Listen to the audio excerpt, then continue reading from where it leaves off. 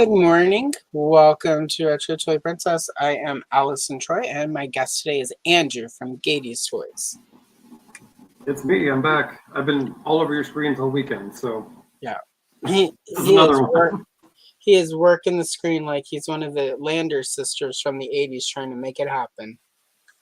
Or my mom down by the docks. Or Pia Zadora at any award show. Oh, poor Pia. Anyway. We've got a Derek Hoover in the chat. Good morning, Derek. Excellent pre-planning. Perfect. Derek is here for all the hot goss. Good morning, Adam. Andrew. You guys, the coffee is not kicked in. It's been a long weekend. Excellent. I was actually too. I filmed like 5 videos yesterday, 3 shorts and 2 long streams. So good day. I will also watch the Ghostbusters Frozen Empire movie. Hello, Kayla. Smack that like. Yay. Oh, and Kayla. Did you? Oh, thank you. It is freshly. We're not living a thirst trap afternoon. Wait. He's freshly shorn. Yeah, that's everywhere. It's a word outside of corn. All right. Oh, yeah. And then Derek is just saying hello. I just keep wanting to say Andrew. Grandma. I'm so excited Andrew is here. Andrew is one of my favorite people, guys. Sorry. I get to fangirl a little for Andrew. Now I can't remember Andrew. There we go. So Andrew, of course, the lovely concept of his channel is one near and dear to my heart. Well, right now. You've got other stuff you're going to be working on, but right now he's doing MIA Ladies of the 80s. He recently dropped an amazing episode on Janine from Real Ghostbusters, so go check it out. I'm going to start with this page. I've got a couple others, and Andrew, you're going with this one of them running, correct? I was going to do, well, the funny thing is, there's a great group shot. I'm going to try to put this up. Sweet. It's great. But if you'll notice, there's no Winston, but there is 2 Rays. Yeah. And of all people to forget, I'm a little pissy about it. So I might come back to that and sort of make one of them Winston. But I'm gonna do. Might as well. Egonless contaminated Janine being like popped hip sassy. So still a group shot. Still will keep my hands busy. Yep. Perfect. So I'm going to start. Oh, sorry. I'm starting with this one, and then I've got this one, and then we'll end with that one. It's on the actual thumbnail, so it's not bait and switch, guys. It's on the docket. This one worked best for the thumbnail. I figured if I just put Janine doing some side eye on the thumb, well, it actually maybe I'll go back and do the side eye one for redo the thumbnail. We'll see how some Janine side eye plays with the algo. So anyway. Oh, and we've got a Thanos. Good morning, Thanos. I just saw Thanos' video this morning. He's like a week away from a year on YouTube, which is insane to me because I'm still pretty new and I'm like 52 weeks. It was weird. I hit a year a few weeks ago and it was like, well, it's been about a month. It's actually been over a month. But like, on the one hand, it didn't feel like it, and on the other hand, it totally felt like it. So like, it's this weird thing where it's like, I'm starting to get the notification of like, like I'll go look at my metrics, and it'll, because the lovely thing about shorts is it'll just die, and then a year later, 300 new people will watch something. And I've had a few, and I'm looking at it, and it's like 365 days, and I'm just like, what the heck? Where were you people a year ago when I wanted this thing to get more than 60 views? But, yeah. I mean, that's the thing, too. I keep thinking, I'm just like a noob, and yada, yada. And it's like, granted, it's only been summer and maybe part of the spring, but I'm like, yeah.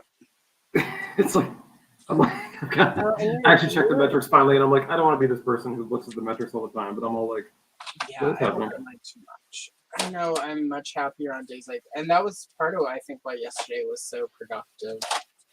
Was I turned off YouTube and I watched Netflix. I watched the entire 6 episodes of Good Girls Guide to Murder. which was it was good. Like it was predictable. I figured out the SVU twist, and I figured out like because there are a couple twists in it because you can't just have a single twist and mystery anymore because people get bored.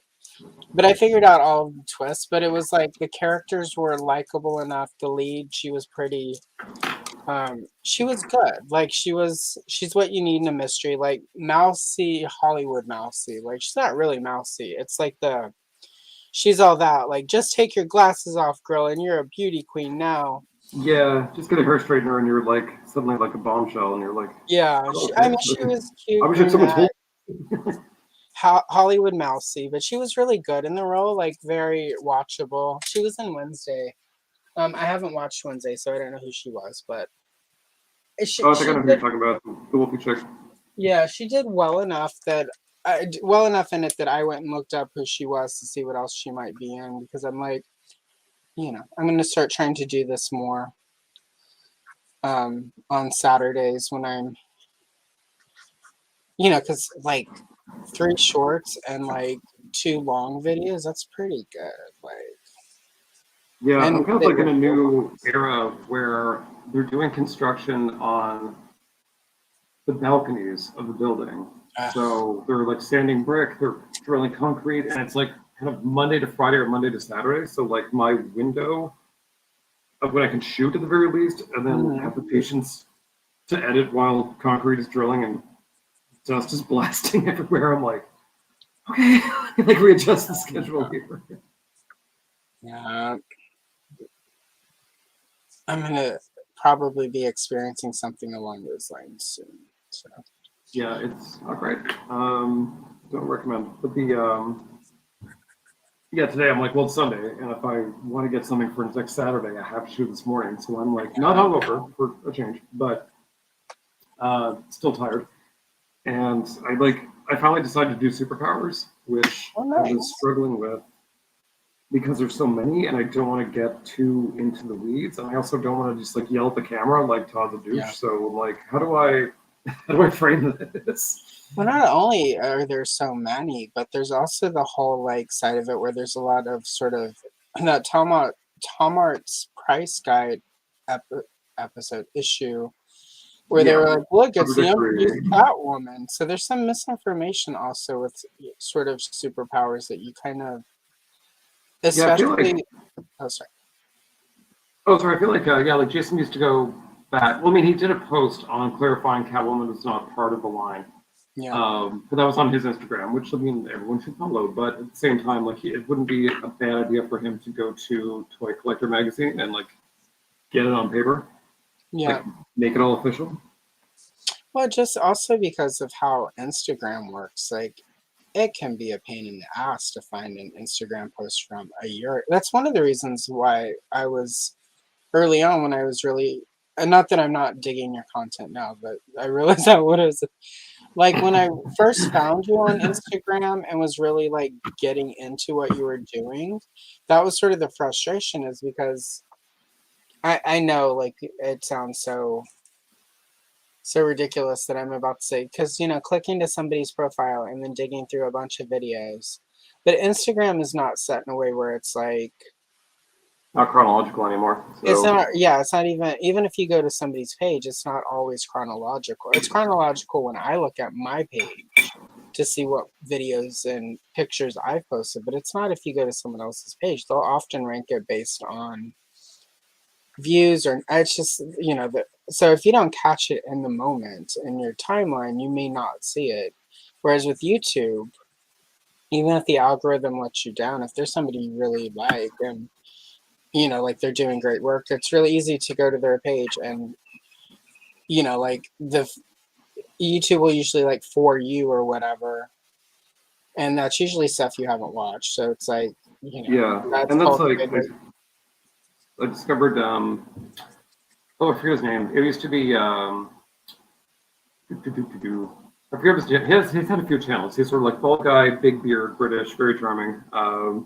But it's like he used to do sort of like science videos or like fun facts, whatever. And he has a new channel. I think it's called Side Projects. And it's basically like, could be 15 minutes to like an hour of just stupid facts being thrown at you kind of thing. And it's like I'll turn his on, and it'll just keep going. It'll just keep cycling. I'm like, this is great for a nap, for it's a weird osmosis education, for whatever. But I love it.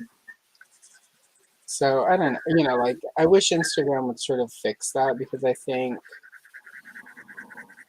I watch like sort of a lot of drama videos, and I also watch a lot of videos that talk about sort of like the economics of making content.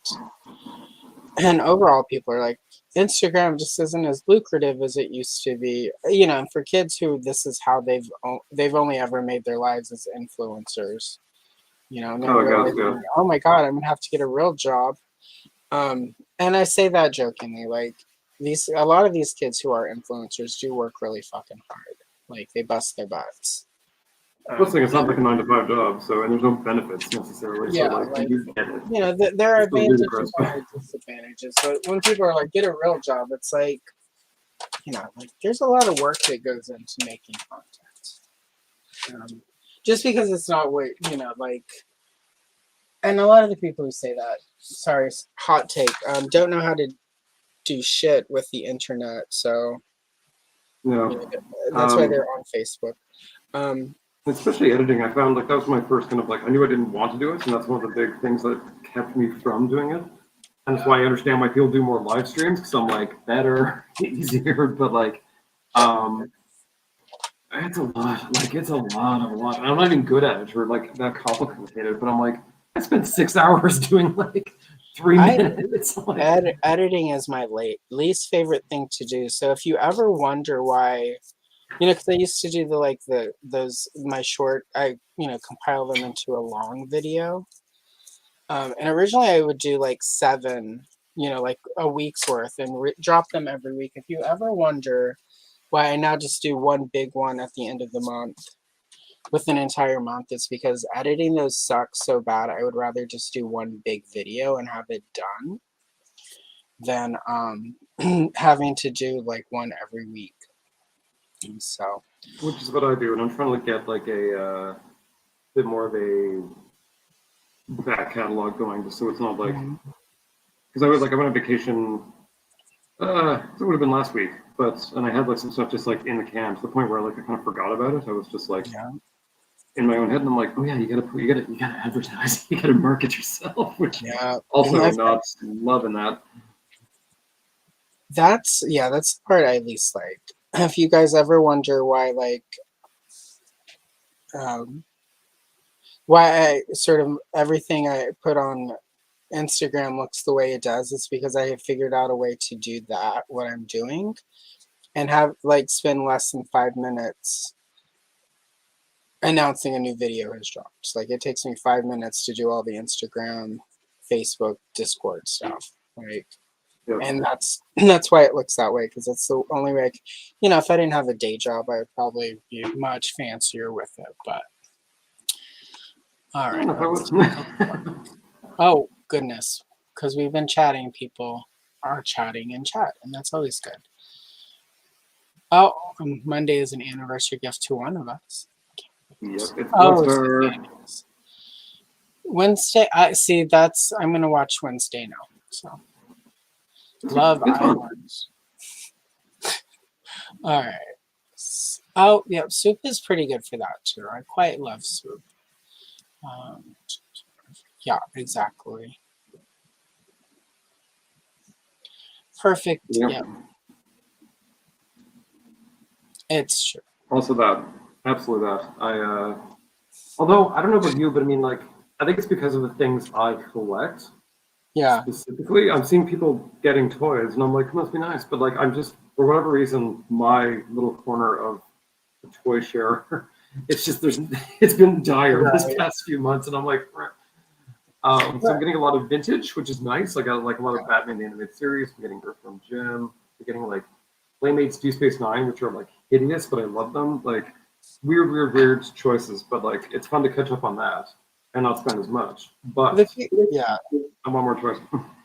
The people who are getting like free toys, unless it's like say ramen, which is like a complete, when he sends samples out, or the niche toy. I mean, like you honestly, like long term, I think that's sort of where it happened. But like Hasbro, also the thing is this isn't talked about a lot. Often when Hasbro will send toys out for review, they will ask you have to send them back sometimes.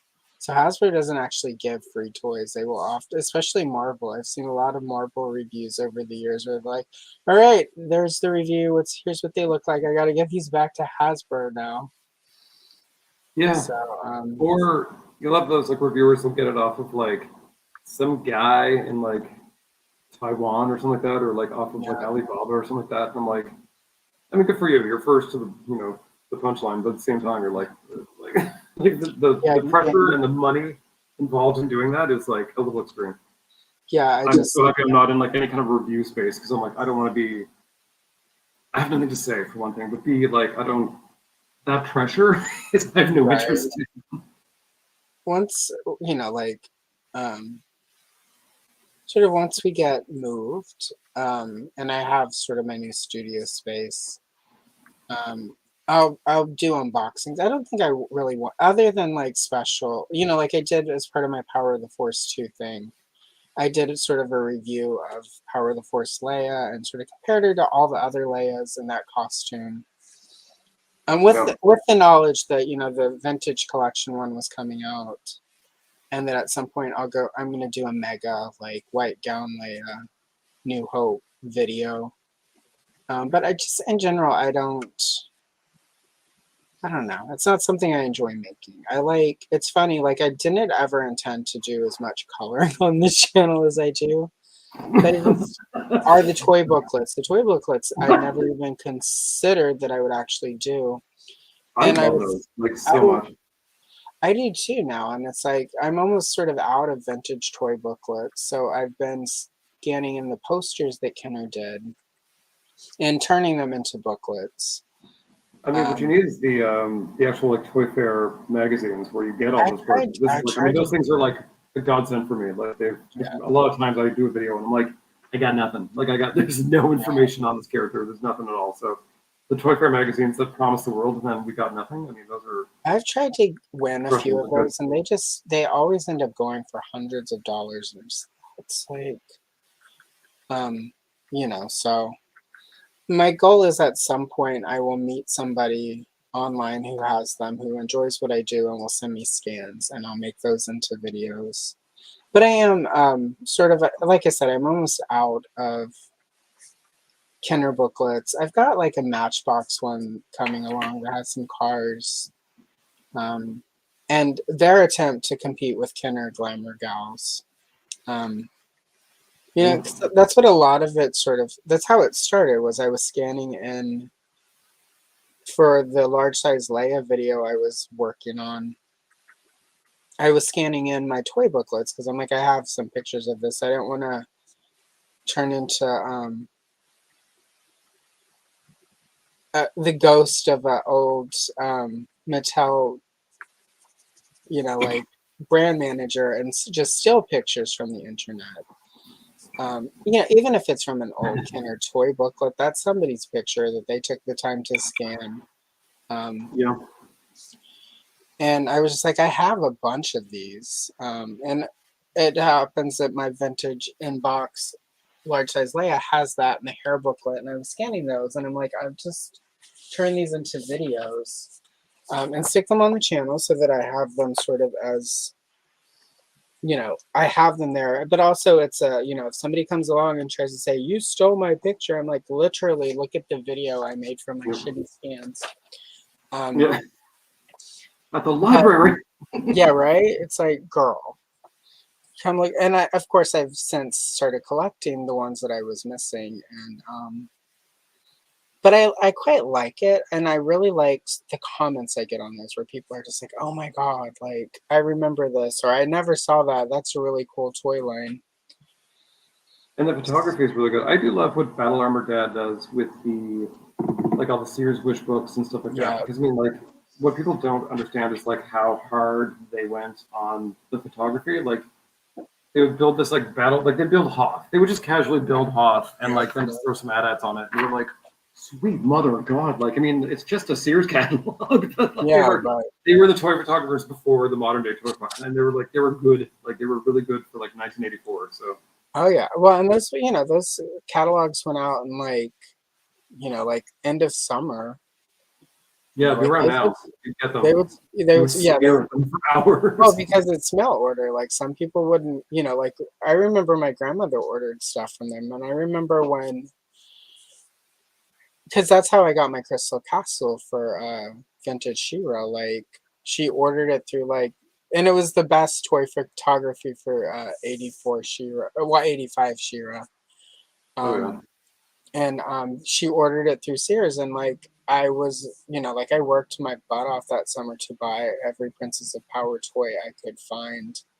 And it came down to, I've got, this is the last $20 I got from my child labor job redoing the gardens at my uncle's body shop. And it's like I could get all three of these horses or Crystal Castle, and that was like a quandary. Like, that's Trump vehicles. I don't care who's. Yeah. I've always and forever. Like, I mean, that's the thing too. Like, G.I. Joe's like, would you like a HAZLab on this? Oh. Did we lose Andrew? Uh-oh.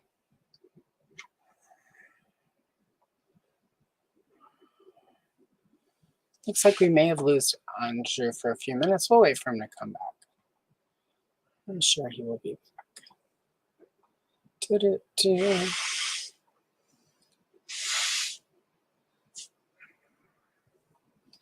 So yeah, anyway, so the old Dios, I'll finish the story there till Andrew gets back. Yeah, so I had the choice between the three horses and the castle, and my grandmother was like, well, I'll order that, and it was in the catalog she had just got. So there we go. There's Andrew. Excellent. I don't know You're what back. happened. It just said something. I got the full like blue screen of death, and I'm like, I didn't do anything. I did nothing wrong ever, so give me money. StreamYard has done that to me once or twice whenever I'm on a stream. That's the only thing it could be, because everything but the browser for StreamYard was closed. So yeah, like everything else is fine. Like all my pornography tabs, like it's all like perfectly intact. It's all running in the background. Like, well, I also have like a gazillion tabs in Windows, but that's not it, I'm sure. No, certainly not. All the blinking ads being like, "Would you like ED pills?" I'm like, oh, yeah, I've got one that's just like 42 different eBay listings for various Golden Girl things. Of course, which are expensive and hard to find. So I get it. They are, and it's like you have to, keep your eye on the. Well, I don't have to keep my eye on a few of them because I finally just caved. But also, I got somebody. I've been watching this Golden Girl 3D color form set for a while. And the dude said a message. He sounded just like one of those car salesmen from the 80s. He's like, it's crazy the deal I'm about to offer you on these. He knocked like $15 off. And well, I had some eBay credit, because like the thing where you buy so much, like you earn. So I basically got it for shipping, which for any Golden Girl item, when you're just paying like shipping, like you got to jump on that because it's also expensive. Yeah. So I've got the Golden Girl 3D color form set coming, which means I need to get off my butt on all my Golden Girl content. But other than the colored pages. Yeah, still got to do a video on her too. I don't know what the metrics are on that or like what the appetite is, but I'm all like, I want to do at least like, there's a few figures that were like, one was released, there's a few other like in the wings. I'm like, I might do like a grab bag kind of situation, but yeah. Yeah, my metric for and with Golden Girl, this holds true. I get 2 or 3 subscribers. No matter how bad a Golden Girl short or video does, I get 2 to 3 subscribers. My rule of thumb is if a video either gets regular, like full length video gets 5 hours of watch time or 1 subscriber, it's a success. So yeah, that means somebody likes it enough to stick around. And that's the funny too. Like I really have no rhyme or reason. Like I remember Gargoyles is probably my most, by far, like my most successful. And then I put out like Cops. I did a few. I'm like, this is gonna banger. And then like the worst, like just the absolute Yeah, worst right. performers. And I'm like, okay, like. Yeah, it's weird. I mean, toy collecting isn't a weird. It's like once upon a time, like you could guarantee like anything Star Wars would go big, and it's like now, like it's hit or miss. Yeah, there's so many voices out there. Because even I did Mon Mothma this weekend, and like, you know, That was a good one. she's gotten bigger now. But for the longest time, she was like, everyone's like, who? So I was like, I'm like, surely this will catch a few eyeballs, but we shall see. Star Wars is, and again, it's just in a weird place. It's like I've got a couple pages from a Crayola on the Edge coloring book, Star Wars. It's basically mostly sequel stuff, but some OT stuff. And I've got a couple Ray pages and a Kylo Ren page in there that because it's really crappy paper, so I scanned it and printed it out, and I just haven't done them yet because it's like I figure no matter what I do with it, it will get a lot of views, but it's just like the vitriol I am going to get the second I drop anything with Ray in it. I'm just like, I'm not ready for that today. So the stuff I do is hit or miss with Star Wars fans because you get people who just like the new stuff who are starved for it, but it's just like they also get crowded out by all the people who are hateful about it. So it's just like not gonna spend a lot of time, which is too bad because Star Wars is one of the things I love the most, and it's the whole reason I exist as a toy collector of any capacity. Yeah, same. Like it was like the first great love. Like I still do remember, and I don't know whose house it was, but it was like my parents were at a party. All the kids were like thrown downstairs, kind of thing. They were like, just get over here. And we were down there, and like I think it was one of the first times Star Wars was on like TV. It was a big deal. So of course I missed like quite a few scenes because of that and didn't know better. But like I might have been, I was very young, like maybe 3 kind of thing. And I was like, what is this? Right. Well, we went, like I saw it when it first, I saw it before it was called A New Hope. When the opening crawl had no title, like OG Star Wars. Like my parents sent off certificates for the early bird kit for me. Stupid box. Yeah, right. Well, what was super stupid about it was they sent it off, and like a lot of people talk about, oh, like what a failure. It obviously wasn't because not all of us got our figures right away. No, that's me and They were Mongo's Taylor showing right up now. in I'm like, stores everyone's before. reviewing her. I'm like, Yeah, it was very much a Big Bad Toy Store. It's like I pre-ordered from Big Bad Toy Store and backup ordered from Pulse, and people who ordered through Entertainment Earth and Amazon have them, and I don't have my Pulse figures yet. Very much that yeah. energy. I get very like, I think I'm because I don't know where the urgency comes from, but I mean I'm from the days where if you see it and you see it first, get it because it might sell out. And now there's sort of like there seems like there's not a lot of selling out unless you really sit on it. Even then you can kind of wait maybe it goes on sale. Yeah. But I'm like, no, like I gotta get it. Like I think that's where I kind of usually go Big Bad Toy Store, who's not sponsoring me by the way. Yeah, right. They yeah, I think it was like the weird thing with them too is like they're like, oh, your McFarlane movie Robin is coming, and I'm like, it's on other stores, but I've got a pile of loot, and I'm kind of like, my hands are tied here. Like, I guess I'll just wait it out. So like it's secured, I guess, so it's fine. I'm not that stressed about it. And also, like, I've been seeing pictures of him on Instagram, and like, I don't think it's been said enough, but his junk is very flat. And I know it's a kid's line, I know it's in retail, but I'm like, Chris O'Donnell's Robin was an awakening of sorts. So I'd like to see this like nothing. Well, it's funny because I was a manager at Blockbuster. We were a franchise. We could pick and choose what we carried and what we did. And my owner was like, they want us to carry these toys. I don't know. I'm like, get them. And And then we got them, and then I used my employee discount. He let me buy anything I wanted at cost. So basically, I had the entire toy line. And then they sent us a case of Batman the Animated Series right after that.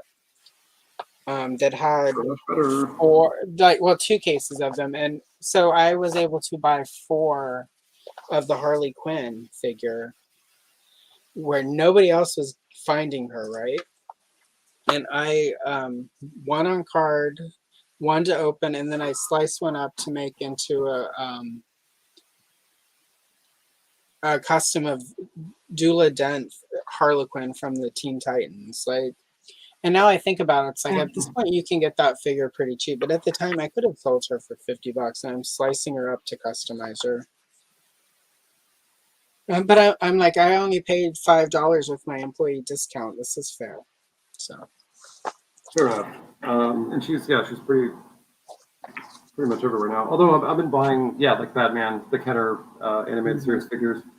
I don't see her that often. Like I used to a lot. I see a lot of really gross blue Two-Faces.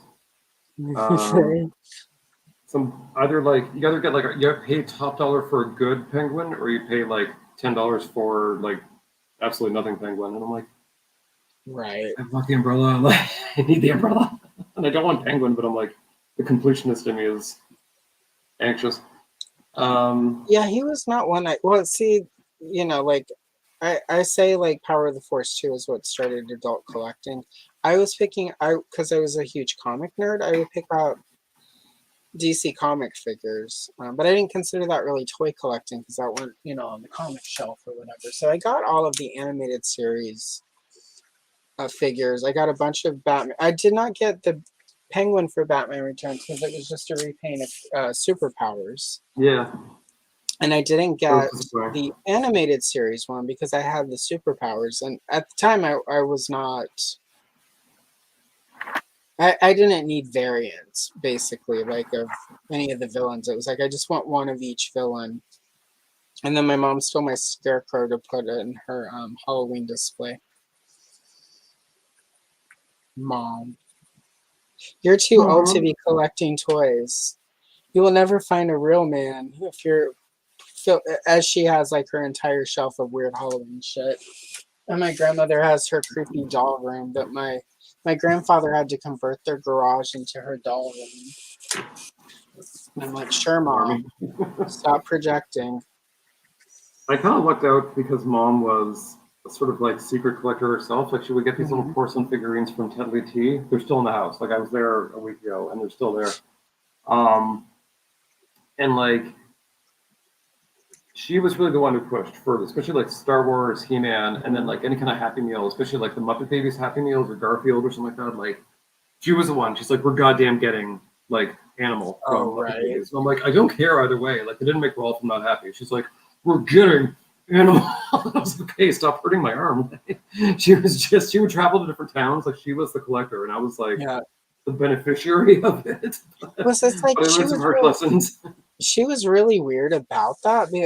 Like McDonald's did all those Batman toys and they did like the Snow White figures. And it was that time where McDonald's toys were just kicking.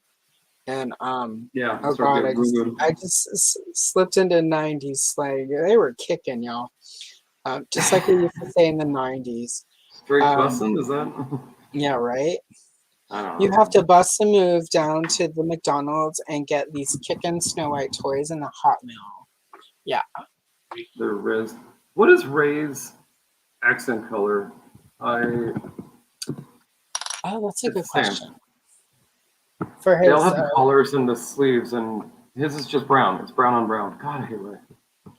You're so boring, Ray. You're the Donatello of Ghostbusters.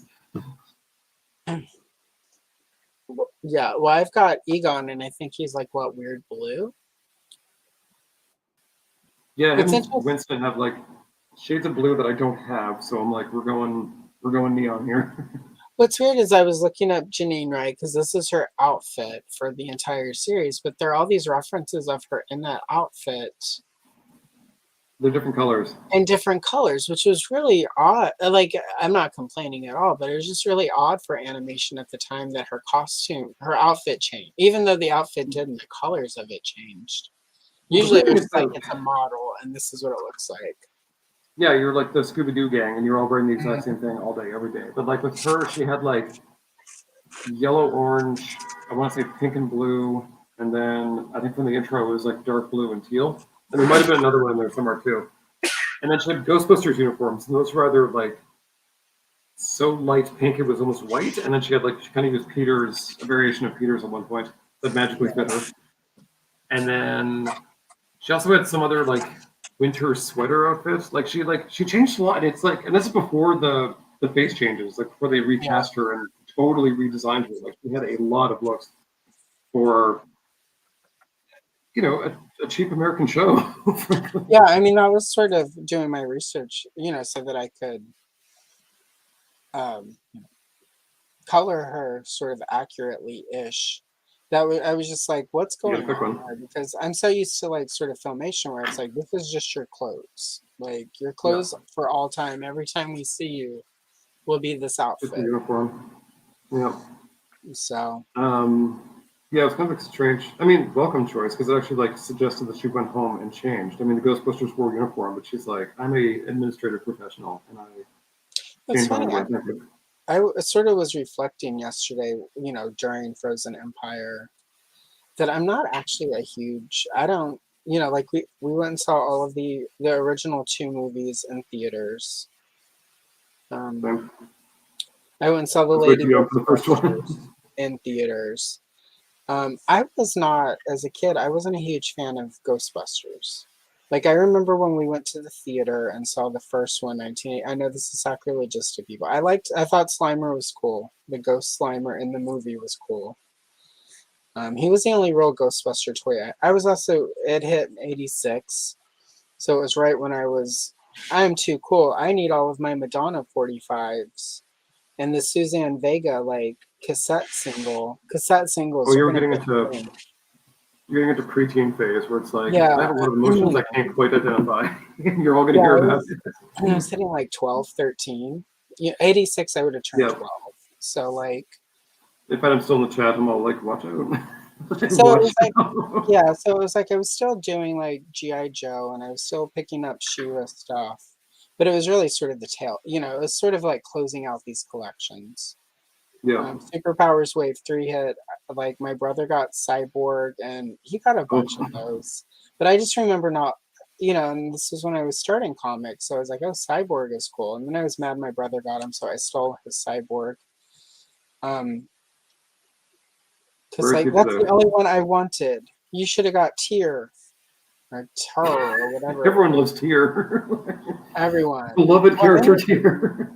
I had just gotten so much into comics though. I was like, why are they picking a Legion of Supervillains character and no Legion of Superhero to oppose him? Like I was confused. It was the weirdest choice of that figure. It was weirder than making up Golden Pharaoh and Cyclotron and trying to make fetch happen with those 2.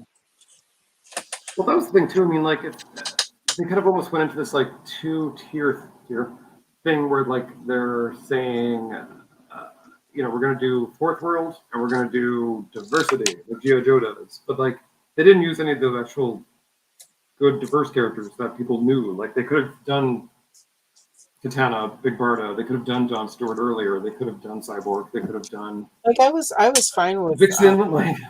Cyborg made sense because New Teen Titans was huge, and like they had their original plan was that Kenner was going to do like World. Well, it was they were going to do sort of the basic 12, but like there was going to be a New Teen Titans line. Wonder Woman, Supergirl, Superman, they were all basically their original concept was that they would sort of start with like 12 figures and then spin them off. And there was I think Teen Titans was supposed to get his own line at some point, and that's what. But I mean, the thing is, I actually just spoiler for next week, but I was talking about that today on my Superpowers video, and it's like they focus very heavily on Donna Troy in the early concept art, but the other 2, I mean, Raven's kind of like a tough character to make. Yeah. Just because of like there's dresses, there's capes that come up like this. There's a Yeah. lot going on with her. That's like kind of defies action figure, more like statue. And then Starfire is tits out, and like you wouldn't like even today. Like I don't think she would fly on shelves kind of thing. So like I think they would probably do the Hanna-Barbera look, where she was a little more. Well, the demure. Hanna-Barbera look, though, it was adapted from the New Teen Titans drug giveaway issue that they did for Yeah, they Nabisco, did a where they commercial that couldn't was use Robin, incredible. and they used the Protector instead, where she's just like it's just a solid purple top, and that's Yeah. all they would have had to do, really. Yeah, just cover them boobs. Like, Just cover that the boob strip. But even Perez, like the original version of that costume, she had like a little sort of like the lingerie tie right in the front of them. Like yeah, that which are dropped like that's not going to keep her boobs in. Like that's not going to happen. right. Not that I know from personal experience, but Well, well, especially I have these especially when things the out. costume moved to like originally Perez drew it as though it was metal. Yeah, it was very shiny. And it was I like actually got metal, it was molded. doing these where they Funko did some figures some years ago that are way too small, but they look really good in Superpowers, and like it is like full like boobs out. Got it here if you want to look up. Yeah, right. Yeah, she's pretty cool. Booby. But it's still like, I mean, I think that thing was for, GameStop or something like that, so you could sort of get away with it. But I mean, like, if Todd's going to have a pin up shit over just figures having boobs at all, that's certainly not going to be Well, on the shelves anytime soon. Like when my honest, true, personal opinion, is not it's not really that Todd doesn't think female figures will sell. I think he is still butthurt over the Angela thing, losing her, losing the rights to her to Gaiman, and like then Gaiman selling her to Marvel. Yeah, which was like, oh, tell us you're pissed at him, Neil Gaiman. Yeah, and I mean, Neil Gaiman's kind of a whole other different. That's a really lately. sad developing story because, again, it's one of those things where he's like really cool, allegedly. Yeah, I'm like, he's not. I don't want to like Def heard this thing, but I'm like, let's just wait until it's settled, and then we'll go from there. Yeah, that is kind of where I'm all people. Well, also one of the people, the reason I started Patreon was for the artist Colleen Doran, who works a lot with him and is working on the Kickstarter for the Good Omens book. And I mean, she hasn't talked. I mean, I would assume she can't. But they've been friends for a really long time, and so it's got to be a weird situation for her. She can't really talk about it because they're technically working together on a Kickstarter project that you can't really cancel a Kickstarter, right? It's not like you can be like, oh, this dude did some stuff, I got to get out. Like, you've signed a contract, you're doing the Kickstarter, you're the artist for it, you've gotten paid. Like she's gotten basically paid for her time from the Kickstarter. And so it's a weird situation. So I've been just not engaging really with it because she is somebody who I have long appreciated. She, her creator-owned series, Distant Soil, had a lot of really fabulous queer characters at a time that was not happening in American comics. So,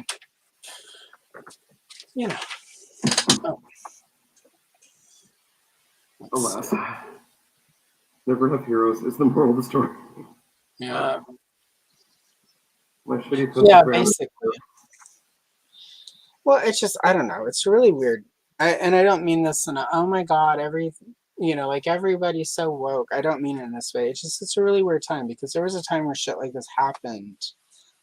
And especially, the US culture was such that, well, he didn't like, like our concept of consent has really evolved to a better place. Like, I'm not saying like this is a bad thing, but like it's difficult because like, some of the, even with Gaiman, some of the like things, some of the accusations are from like 10, 15 years ago, and it's like we've evolved so much that it's like, yeah, it's not cool that he did that, but like, I don't know. Like, this is sort of the moral quandary, I think, for old people, right? It's really clear for kids, for the young folk, the youngins, the children. Yeah. It's So I mean, even really, people like us. I mean, I'm thrilled that I'm not in politics because, like, granted, when I was like out and about and really like in my like party heyday, like there was no there's no cameras, there was no phones, there was like yeah, there's none of that. So like, was I always a perfect gentleman? No. And I mean, like, I would like apologize, if need be, kind of. But I mean, the fact is, like, there wasn't this like instant retribution like the next morning yeah, if they right. did something There was stupid. You kind of no, there quietly was did in the background. And well, there was just sort of like you go, like, I used to spend a lot of time at the gay clubs. That was the place to go, right? And you wanted to dance, you wanted to have fun, and it was finger quote safer. And I've seen a lot of sort of older queers, because I'm part of the community, so I can use the word. I've seen a lot of the older generation sort of complaining about sort of not being able to just go up and grope people anymore. And it's like, yeah, but it used to be the culture, and it's like, yes, and we've evolved past that. So let's just stop whining and sounding weird and creepy, and let's just move on. Like, yeah, let's turn the page on that. yeah, in 1989, this was fine. Like, maybe it Yeah. wasn't really fine, but we can agree that in the past it was acceptable. Like, it was a common thing that happened. We're in 2024. It's post COVID. We have evolved as a culture. You can't do that anymore, Carl. Just let it go. Stop being weird, Carl. Yeah, this isn't a cross to die on, like of all Yeah, things. and I think that's why, though, for some of, like, I'm never gonna die on a cross of like, well, it used to be okay, so we should still be able to do it. I will sort of go to bat. Like, this is how the culture was. We can't. Some things. I mean, there's some things that should have never been part of the culture, but there's just stuff we weren't sophisticated enough to know. We know now. We don't do it anymore. Let it Yeah. go, kid. Let it go, old people. Yeah. Yeah, and it happens sort of for me, the one time I find myself going ride or die, like a sad old out of touch, is every Halloween when somebody tries to cancel Rocky Horror, and it's like, no, no, No. we're not Yeah. doing this again. No, you don't Some things understand are that. untouchable. Like Yeah, it's like holy. you're like all the consent issue. It's like, no, no, no, no, no. That it's a movie. It's just a movie, Yeah. kids. I mean, it's also Nope. like, I mean, you're gonna cancel like, I don't know, Clockwork Orange. You're like, it's fiction. Yeah, like we don't need to cancel Clockwork. I mean, I do not like Clockwork Orange. I don't like Kubrick. Like most, I don't think I like any Kubrick movies. Trying to think of if there's. I liked Doctor Strangelove. That one I liked, but I don't like any That's of his great. other shit. I don't like the Shine. His version of the Shine. It has its moments, but overall, Yeah, it's okay. it's not a great movie. Um, I really like 2001, even though it's like boring, and I get it, but like I oh love my it. god! It's It very took me boring. It's like more Star Trek than a motion picture. It's just like it just goes on and on, and I it understand took that. me I love it. 30 years to watch enough 2001 to get past the stupid monkeys in the beginning. I would Yeah, put that's it in, a hurdle. and I would just be like, I'm done. And this is when I worked at Blockbuster and got free rentals.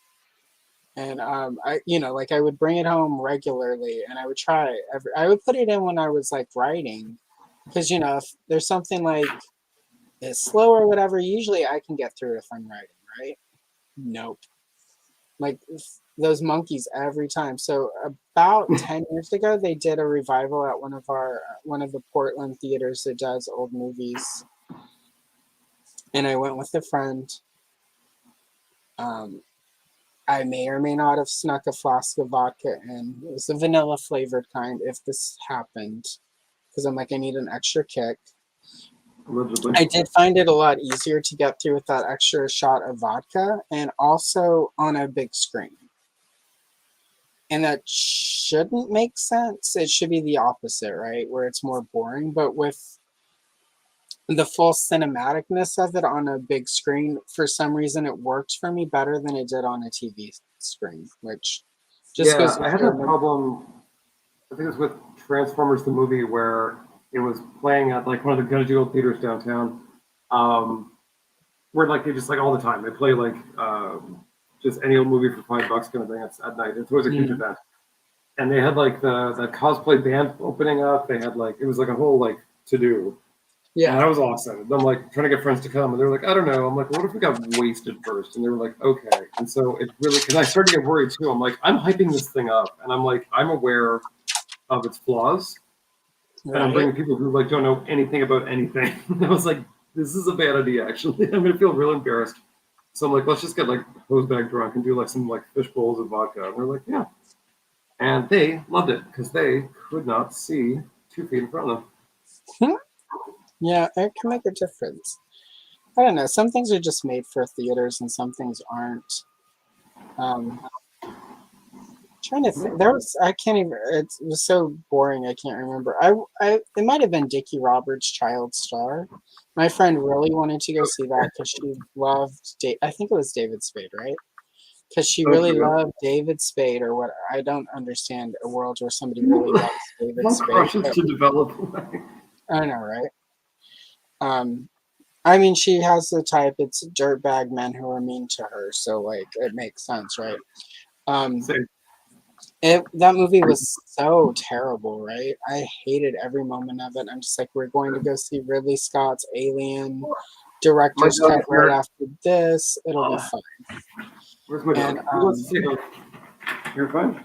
You're and fine. then on TBS one time, the Dickie Roberts thing was on, and it was okay on cable. It was acceptable on TBS with commercial breaks. I was like, some movies just aren't a theater experience, and I think with 2001, it's the opposite. It's not a TV experience. Even with like sort of the bigger screens we have now, I think some things just have to be at a theater. Yeah, because I remember the first time I did watch it, I was like, I hate this. And then for whatever reason, I saw it again maybe a year later, and I'm like, it's changed. It's just my appreciation, or like just the fact that it's like the first time is very slow. If you I have mean, you have that knowledge going in, it helps. I can appreciate Kubrick's sort of like what he was trying to say with his movies and whatnot. Like, I just don't like them. I don't think Clockwork Orange is. I dated somebody one time who was like, Clockwork Orange is my favorite movie. And I had never seen it before that. And we watched it. I'm like, this is your favorite movie. Okay. This. All right. Yeah. Makes sense, right? Yeah, And it definitely made sense later after dating for a couple months. I'm like, oh, you're just a psychopath. Okay, we're good. Yeah, I mean, important to know. He's an incel now. Nobody's surprised. Actually, there's a fun incel story where there's like a guy who goes to our dog park, and he's like a little crazy. Well, he was very crazy. And then every single day, like he sort of like he lost his dogs, he lost his house, he got into meth. He's tried to steal a dog the other week. Like he got beaten up pretty badly. And it's just, but I mean, every day, like everyone's like, do you know that guy with the dog? And we're like, yeah, yeah. And then someone will drop some hilariously ridiculous new information on us, and we're like, how does this keep getting crazier? Oh my god! Like soap opera, like Marlena possessed crazy. Like it is like insane. And then his long lost twin, who they all thought was dead, returned, but he had a different face. Yeah. And when he came into the house, some random godlike voice said, "The role of Ken's twin will now be played by Tyler." That was always my favorite on soap operas, when they would bring in a new actor and you get the role of Marlena is now played by a box of cornflakes. I mean, I can appreciate Deidre Hall has like had a very long career, and you know, there are people who love what she does. I'm not one of them. I will say though, I did in college record every episode where she was possessed by the devil. And I quite enjoyed that whole storyline on Days. Like that was pretty good. That was a good period of Days though. You had Princess Gina. Like the whole like I think I laughed hardest when I went and saw Legally Blonde in the theater at the like, hey, Els, you know what's going on Days this week? Yes, we once again joined Princess Gina in trying to recover her stolen memories. They were stolen by the evil Stefano. Yeah. I mean, and that story was like 2 or 3 years. So that was very valid for a while. I just couldn't. Half the time I just couldn't believe what was happening. So I would just go to like friend's place and it would be on. And their mom would be like, "Shut up!" like it's on. I'm like, okay. So I gave it a good go, and then I was just like, I'm just completely baffled. I'm like, nothing happened. Like we spent an hour and nothing happened. They were just talking in a room, and then the next day, like nothing happened. But like maybe they moved to a different room. Like it was just a lot of that, and I could not wrap my head around it. Soap operas are like, I watched Days in college. But growing up, we were ABC, which I don't know how it translates in Canada. But here in the United States, ABC was like Ryan's Hope, later Loving, later The City, All My Children, One Life to Live, General Hospital, and The Edge of Night. And then Edge of Night went away, and those were and my favorite was One Life to Live because there was like Vicky and Dorian. They were enemies for decades. Vicky had split personalities. One of them was a slutty redhead. And I'm like, I kind of like the concept of a slutty redhead who's a bad girl. And it was a really bad wig.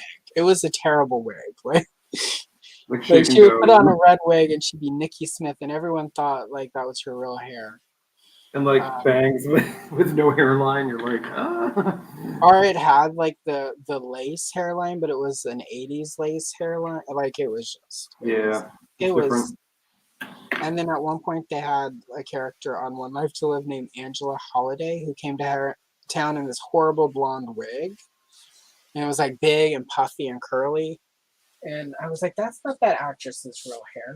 Like, why does it look so weird? And then her wig gets ripped off mid-scene. And this was before it happened on Melrose Place. And I was when I'm like, more shows need a good, like, rip your wig off moment. So I'm actually like, wig technology has come a long way. And for those asking, this is not a wig. I keep getting these weird messages. But the Netflix are really skimping in the wig department. And I never really noticed usually. I remember like seeing like Counselor Troy in Star Trek. I'm like, that's her real hair. Like I was delusional. Yeah. But now Netflix is all like, yeah, we don't need to spend money on this. And so like Netflix is like, real wigs. Like we're not even going to go to the person who did Jamie Lee Curtis's wig in Halloween 2. We're going to go below that. We're going to Party City. Yeah. Pretty much. Like there's strands of glitter in it. Like it's so bad.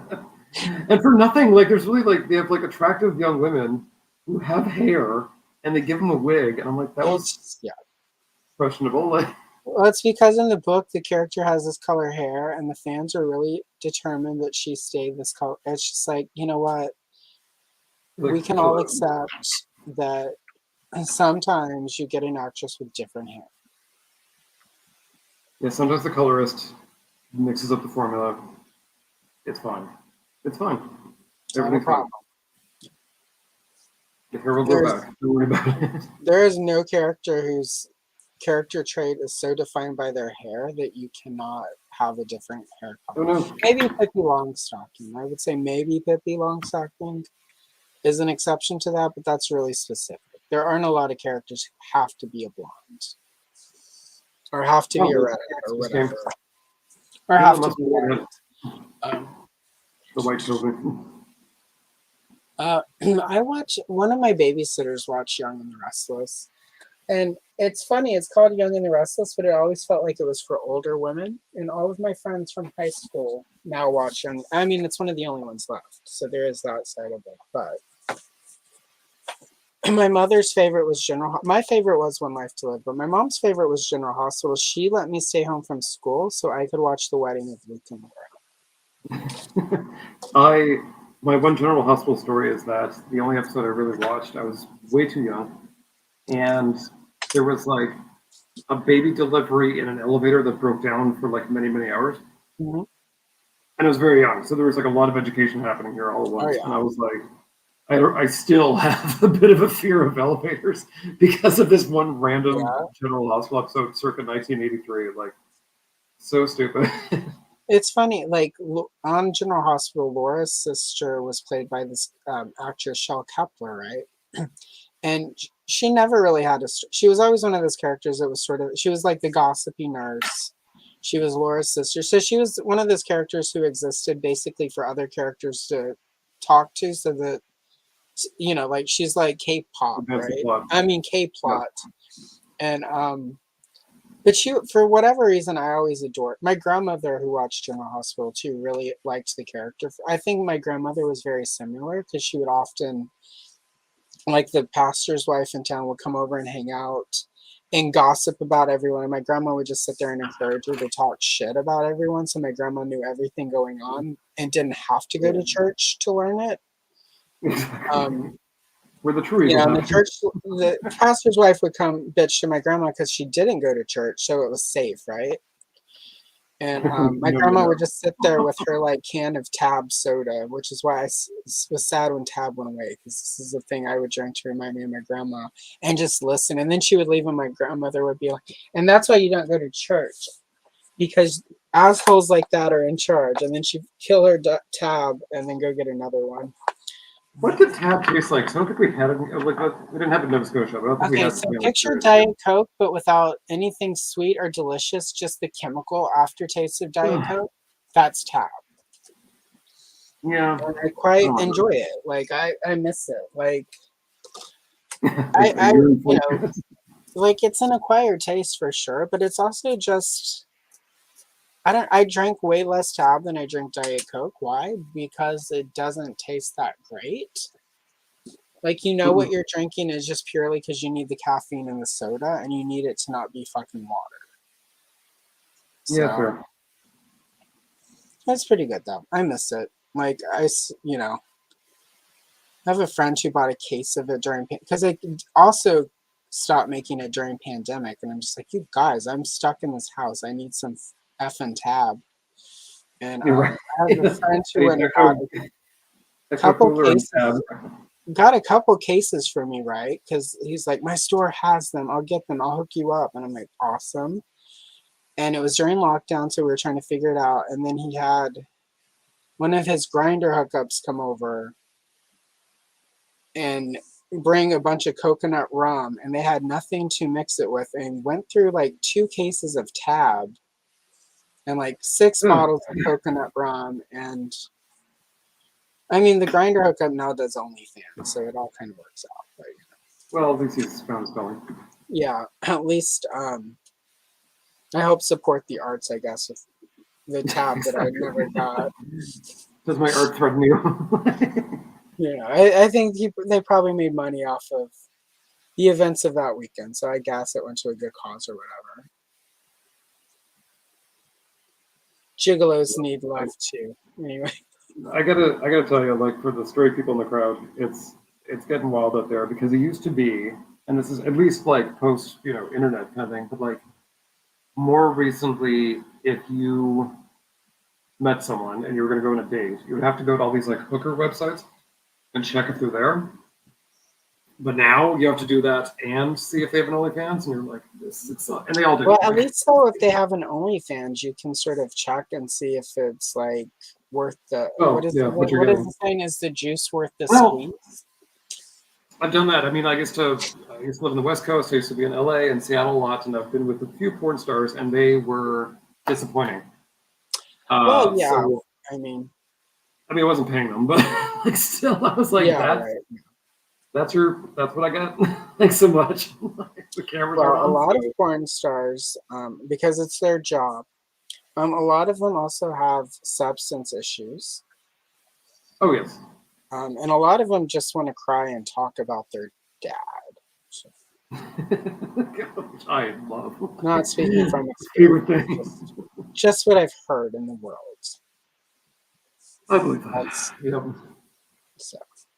I mean, So that's from someone who's emotionally intelligent, not full of these, and that's just too much to ask for. it's just like some things just need to stay fantasy people. This is all I'm saying. Yeah. Yeah. There's even with like minor celebrities, let's say like I'm like you're not cool. Like, I in the early, it was like 2000. Yeah, it was 2000. My friend had gotten her Screen Actor Guild card because she did some voiceover work for a commercial. And she was thinking about moving to LA to chase her dream, right?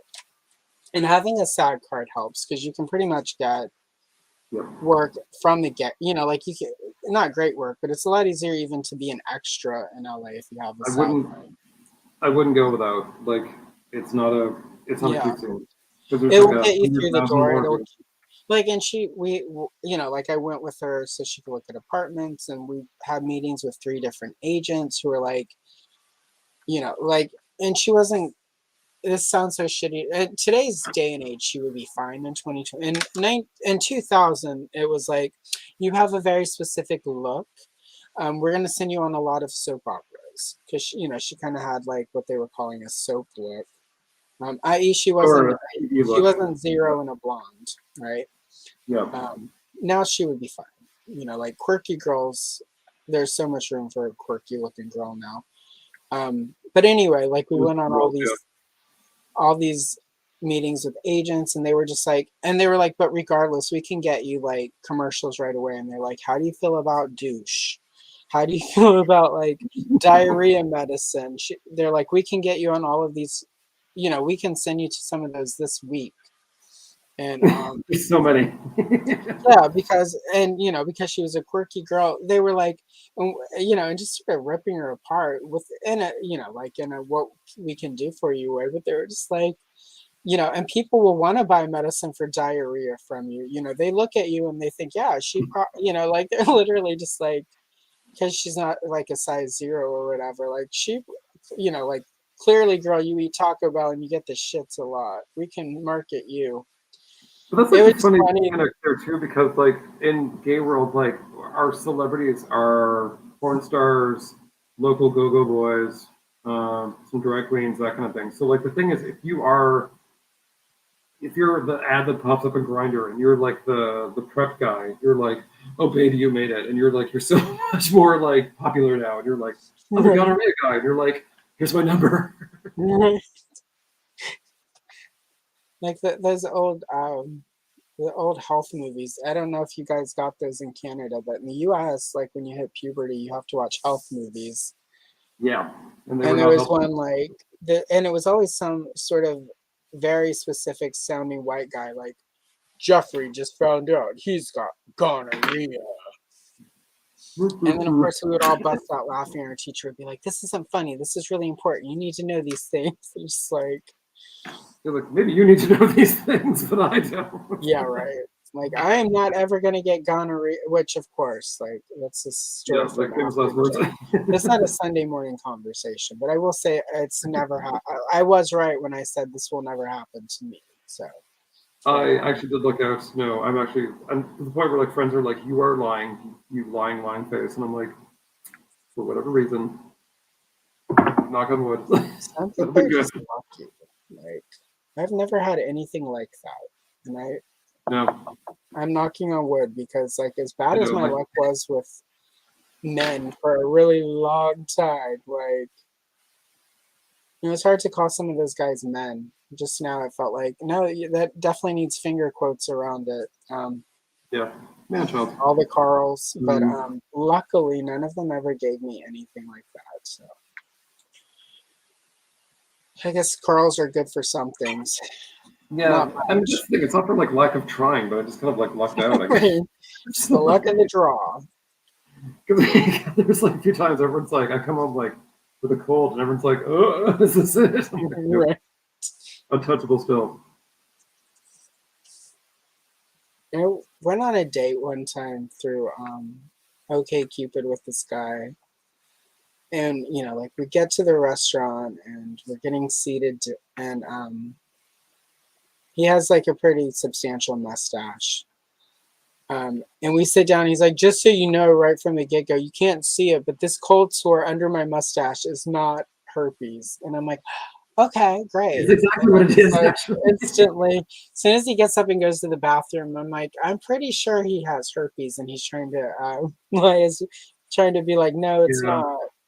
And So anyway, I shook his hand at the end of the night. I was like, "Thank you for a lovely time. I will call you. Block, delete." Yeah, So, be like, that's enough of it's not that. even. I don't know. Like, it probably wouldn't have weirded me out. I probably would have. I mean, I wouldn't have dated him. Like, I would. I mean, I would have gone on another date with him and hung out with him somewhere. I wouldn't date because Also, was that his opening line? Like, that's in the first salvo of meeting. You're like, there's a huge coleslaw under this huge mustache. just that intro though. Like the fact is, if it was a communicable disease like that, that's not the way. You're starting out with a lie. You don't even tell people at that. Like, you get through the date. No. You get into a conversation. You don't just first thing when the waitress walks off. I'm looking at my menu trying to decide what kind of salad I'm going to eat. By the way, The girl menu. it was a thing that happened. So At me. there were a lot of weird, and but again, it was sort of really it was like 20, I don't know, 2010, 2011 maybe. So it was really early, and OK Cupid was still a thing. I can't complain too much. I don't really date anymore. I don't know what's happening out there right now, but like it's not cute. I can't complain too much. I met Matt on OK Cupid. I was literally like, I'm gonna delete this thing. This thing is stupid. It's full of losers. I'm like, and then they're like, where there's a new guy in your area that might be a good match. And I'm like, well, go on a date with this guy and see if it works. And if it doesn't, I'm definitely deleting this app. And here we are, like 8 years later. So. Okay, so the Ghostbusters, their basement brick is green, like Ninja Turtle? I don't know. I think so. This is weird. Let me see. I have a bunch of references pulled up. Yeah, just getting some up before I came, and I'm like, I don't know what I'm doing. Yeah, it looks like it's like a aqua pea greenish color. In these pictures of her and slime. So we're doing what we can. Oh, Oz here. Oh, sweet. Hi. Welcome. All right. Yeah, perfect time to walk into a convo, right? You're like, so anyway, chlamydia. Picture this. Sicily, 1947. Yes, picture it. Sicily, 1922. I've just gotten my chlamydia shot. Reminds me of the time in St. Olaf. I used to do that at parties. I would walk up into a crowd of people who looked like they sucked. I'm not a social butterfly, but I'd also get a couple drinks in me, and I'm just like, why are these losers here? They look like they suck. So I just walk up and get into the group, and I'd wait for the opening, and I'd be like, all right, picture it, Sicily, 1922. And if they were cool, they would laugh and they would get it. And if they weren't, they didn't. And then I would just leave. I'd be like, they don't get it. I don't know why they're here. This is not the party. Flip a table on the way up. Sometimes it would be their house because I went there as a guest of like a friend of theirs, and I just feel like this is awkward, but they need to leave their own party or it's doomed. I've done that. I used to have St. Patrick's Day was like I had a stranglehold on that like for the longest time, and it's like me and like 100 to 200 of my closest friends like mashed into my apartment with like inflatable light up stuff. Like it was insane. But more than many times, my roommate would call me. She's like, "Where the hell are you?" I'm like, "I'm at the bar." Like, "Where are you?" She's like, "There's 50 people in the living room." All right, really quick. I just finished mine, so I'm gonna pop it up and make it main screen just so everyone can see. There we are. That's what it looks like. How are you gonna swing slam on her? Oh, okay. And then you went for the blue and pink. All right, we're back. And then really quick, I don't know how it happened, but I missed Black Phoenix arriving. Hello, Alex. And quickly, I'm putting you solo. Everyone who's in love with Andrew, here's your big shorts. Very nice. All right. There is another one, but it's got the 2 rays, and I don't love it. So I'm going to color some bricks for one. 2 rays. So I'm gonna I'm not. What time is it? Oh, we've got about 45 minutes. I'm definitely not gonna finish this group shot. With the giant Janine Even in if the I back. start it, but I'm gonna do this one of like her close up and because it's fun. And I also just put her in a blue top and a pink skirt. And since I plan on at some point coloring all the pages in this book as if it's a storybook, girl is in blue and pink now. So Short skirt, I did long jacket. I did not think that choice through. It's fine. Blue and pink is solid. It's girl colors for the 80s. But she was like very much that kind of like Cyndi Lauper kind of new 80s girl. Yeah, that was always my take on her. It was probably the closest. That was the one reason I was really, because the only Janine that was out sort of when I would have still gotten toys was one of the horrible ones. And they did yeah, one of the Fright feature ones. Yeah, they weren't. It's probably it's the most iconic because it's her first, but like it's not great. It's not a very good figure. And then the second one came out, it was the one where I guess she spins or whatever, but at least with that, like Janine herself, like the backpack that's sculpted is dumb. But at least like the legs, I've got one of those that's a beater. And my goal is at some point to hack it up and turn that into a vintage Janine. So I just have to find the right torso. Yeah, I guess I wanted to paint the last Janine into the Peter Venkman costume she wore in like, honestly, like 2 or 3 episodes. And it looks better, but again, it's like it's a custom. So like after like a couple of years, I'm like, this is really gooey. Like I don't want to pick it up. Like it's damp. So sold that to some sucker. Someone else, I forget who, someone on Instagram. They actually took, I don't know what figure it was. It was basically like some woman action figure who's in like a tank top and a mini skirt, and they just sort of like lopped off the head and put Janine on it. And I was like, you know what? For what it is, not bad. Yeah, now I'm gonna I don't know what torso to use yet. I had it in sort of my box of junky figures. I had one of the Christus from the Land of the Lost line, but she also has like a weird mechanism in her torso, so like it's a better weird mechanism, and it's basically like because she's like in a furry bathing suit jungle girl outfit, it would have been easier to sculpt over it, but I was like, nah, I'm just gonna leave that, and eventually like I'll find some 80s era figure with the right torso to use to make, like make a proper 80s Janine. Yeah, there's another, he's like a 3D modeler, but like the stuff he makes is really quite good. I don't remember his name. I'll put it on Instagram later maybe. But like he did like Hot Lips Hooligan from Police Academy. Oh, nice. And she fits right into like that line cutting, and she looks great. And I was like, that's really cool. So I'm kind of like petitioning him to be like, listen, I want Janine and I want Tula from Pirates of Darkwater. And he's like, right. I think he's coming around, but I mean, he's got like a huge like, backlog of things to do. But I'm like, give me these 2. You don't want to know what I'll do for these. Right. I would listen to every John Tesh record if you make these. Every goddamn one. Every John Tesh record. Shows, everything.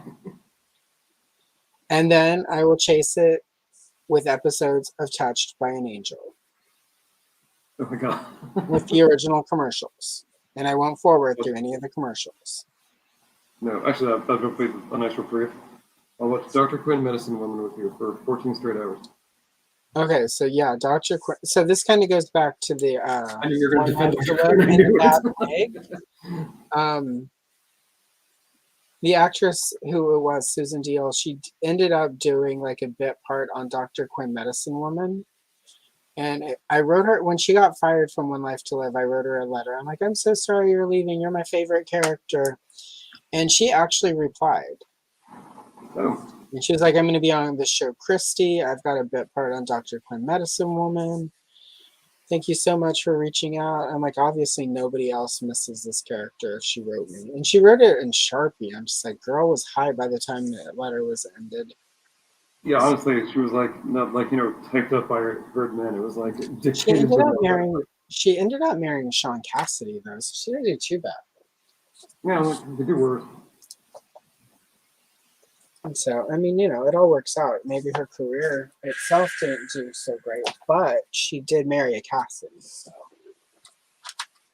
And I mean, in my autumn years, that's really the goal now. I used to be like, I'm gonna make it my own, and now I'm like, nah. Right.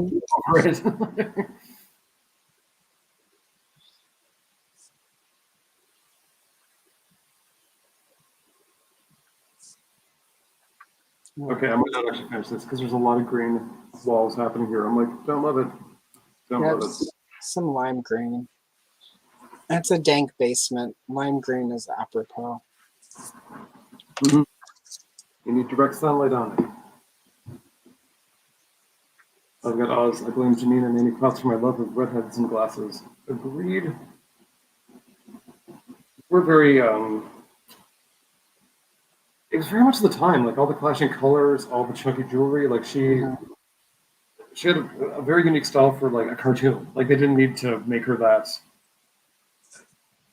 I would say personable, but put so much into a costume design. Like it just seemed like really impressive. I just loved her from the jump. And again, too, she was so unlike everyone else on TV. Right. But she wasn't like doting on people. She wasn't like scared of ghosts. I mean, things were just happening at her all the time, and she's like, "Yeah, that's the job." Yeah, she was very much a roll with the flow. Like very New York. Yeah, she was much more in the Winston camp, and I think that's why I kind of liked them because they were like, "This is a job." Like they were more like kind of the blue collar Ghostbusters versus the sciencey types, and they were just all like, "Yeah, this is like a plumbing gig. It's no big deal." How the world works. Well, that's what I noticed yesterday. Watching Frozen Empire was that, like she and Winston, I'd almost felt like they were almost half suggesting that in their older years, maybe Janine and Winston are a couple. Because it just kind of almost had that vibe for me, like, which I'm not gonna hate because like the two Ghostbusters. I'm sorry. They aged the best, so there's that. There's that too. Yeah, I'm not a huge Bill Murray fan post What About Bob, but it didn't feel like they needed Bill Murray and Frozen Empire. It felt like actually both of the times they sort of trotted him out like it was unnecessary and actually drug it down for me. Like I liked the Dan Aykroyd stuff. Like I thought that was great. Yeah. There's some great stuff with him and Winston. When Winston was like, just find a way to do what you love without putting yourself in danger. Like it was just a great moment or two that they got. Like, and then Bill Murray shows up. Yeah, he sort of didn't need to, I mean, frankly, even like despite being a fan, like Janine didn't really need to be there either. It's sort of like, let's just jam them in one more time in case someone else dies kind of deal. But like the main complaint about the movie is that it was just too many characters, too many things going on, and like nothing really stuck as accordingly. You couldn't really get behind any one person. Yeah. It was just too busy. Yeah, it just I don't know. Like, and yeah, Janine didn't have a ton to do, but at least, I mean, she didn't get a ton to do in the original movie, so it kind of like it felt. The Janine stuff felt tonally correct. It didn't feel like, oh, look, here's Annie Potts. It was like, yeah, Janine is still in some capacity working with these guys. Like, yeah, and especially the character overall. Like she was in the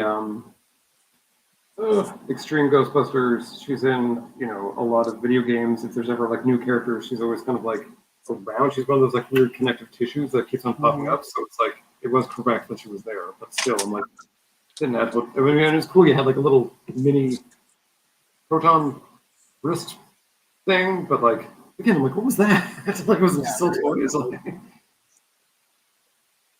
I mean, I thought the stuff with Phoebe, the McKenna Grace character, I liked that. I wish that had gotten more room.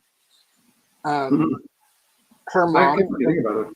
Carrie Spengler, like I was like, why did they even pay the same actress? Like they could have as much screen time as she didn't get. Like it just felt like it felt like there needed to be a lot more of Paul Rudd and Carrie Springer. And I say that because I don't remember the actress's name, which is bad. No. And like her brother, like the kid from Stranger Things, like why was he even there? Like he had nothing to do.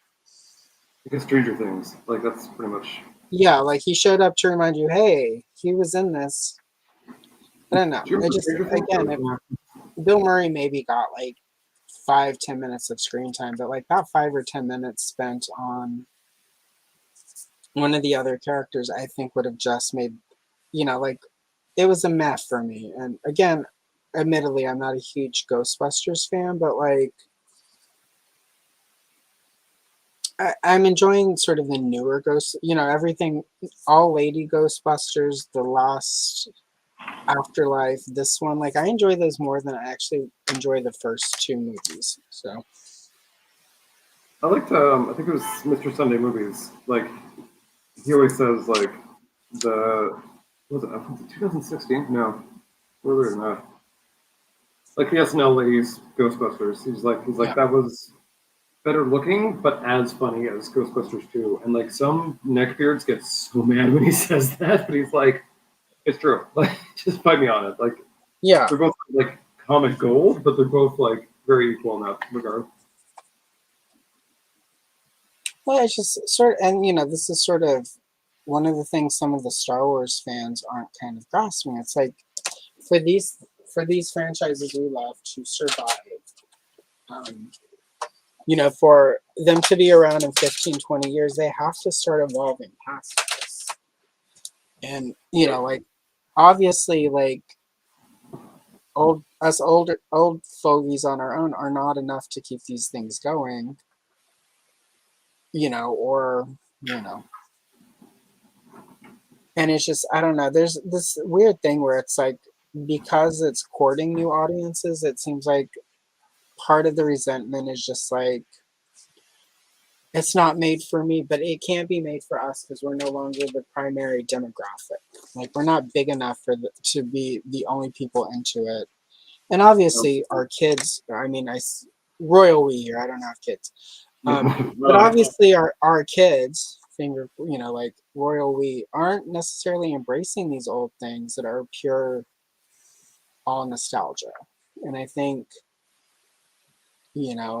as long as, and some of it is Hollywood, should just be greenlighting and trying new stuff. But on the other hand, like, like I will say my niece really liked the new Star Wars movies. She really liked Rey. She really liked the story. She's listened to it now, I think, because toxicity around it. Yeah, right. Yeah, right. Like try getting on the internet and and even like the Raylo fans, sort of these newer fans that are kind of into it, even them are sort of like, yeah, it goes both ways. Sometimes when you're like a fan, and then everything boils down to like if you're a fan for some reason of anything, for some reason that's intrinsically linked to you as a person, like. And if you were to say, I like this thing, and someone says, I don't like it, you're like, you have insulted me, sir. And like, that's not true. Like, that's just not true. It's just not how it works, right? Like, no, like, it's like, oh, we have a varying opinion on something very arbitrary. Like, and it's really, so I don't know. It's weird to me. It's just like, and I'll just call it, there's an entitlement among some fans that like everything has to be made for me because I'm a fan and I've been here since day one, and it's okay if something in a franchise isn't for you. Just you don't have to. I think for Gen X, I can't speak for boomers. I think for Gen X, some of it is sort of that collect them all mentality that a lot of us have because of Kenner, and so it's hard. It's still that us, yeah. So I think it's kind of hard, like when new Star Wars comes out, I kind of get like old school fans who it's really hard to not sort of accept maybe this is not for me. But at the same time, a lot of these old school fans are the same people who back in the 70s and 80s were like, the Marvel comics, that's not real, that's not my thing. And just had no problem discounting them. The people who like in the 90s when we had all these great books coming out who were like, those are not for me. Like, that's not real Star Wars. My Star Wars is the three movies. I certainly was not going to, like I didn't take offense. I read a lot of good books. I read some shit. There were some bad books that they released in Oh, the there's some terrible books. years. And it got real bad. Like, it got even worse after I tapped out. But, like, Yeah, I tapped like, out. the first, like, Sorry. Yvonne Vaughn or whatever it's called, like, it got real bad then. But, I mean, like, yeah, I read the first probably, like, it was like 20 books probably. And, I mean, a lot of them were bad. But I was like, I'm willing to, like, and I was like, and I treated it like canon. I definitely had my whole heart in it. I'm like, this is real Star Wars. Right. That's not true. That did not pan out in the long run. But some people didn't, and I was like, that's on you. I don't care. Like, Yeah, I didn't spend a lot way of. my I enjoyment. definitely would not have argued with somebody who was like, the books are not real canon. I didn't even like. I don't know. Again, maybe I'm weird, but for me, it was always headcanon. Like, I'm not a huge fan of Motu Filmation. Like, I think the cartoon dumbed down a lot of what I liked about Masters of the Universe. That's not everyone's take. There are a lot of people who Filmation is their favorite He-Man, and I love that for them. I like unironically love that for them. Like, I love that journey if for they're you. finding joy in something and it makes them happy, great. It's like when all the sort of weird hate for Revelations and Revolutions happen. It's like if it's not for you, just don't watch it. You don't have to watch it. You don't have to. Also, like, watch the damn thing before you like cast it down. And I was thinking, I mean, Like, like, to my brother, I'm all like, why are people mad about Acolyte? Why are people mad about yada yada? I'm like, because black ladies. Because black ladies are in it, and yeah, and it's like it can't be that reductive. I'm like, it really is. When you start like actually paying attention to the rage, it's very concentrated on the black ladies. Like, yeah. it's for everything, but there's a I real vitriol for like that I one specific thing. literally I'm saw like, someone share a meme that said, "Oh, look, Star Wars has made black lesbians unattractive to men," and I'm just like, wow. What? um, I It's just just had a moment when I read that. I'm like, somebody actually, like, I hope whoever made it, obviously, I think did it ironically. But I saw a lot of people share that who were not being ironic about it. They were like, "Yeah, look, this is why we know Disney Star Wars is wrong," and it's like, yeah. yeah, sorry you can't sexualize these black lesbian Jedi witch ladies. Like, sorry you can't get a boner during Star Wars, bro. Really You know, push it's me. like when the Space Jam movies came out, and people were like, the bunny isn't as sexy as she used to be." And I'm like, yo, I the was cart. I lost it so hard. I was trolling people like for months afterwards. Anytime like some movie would come out and people would be complaining, I'd be like, yeah, any movie. And be like, yeah, the bunny cartoon bunny girl that's underage isn't as sexy as she used to be. How are you supposed to watch this?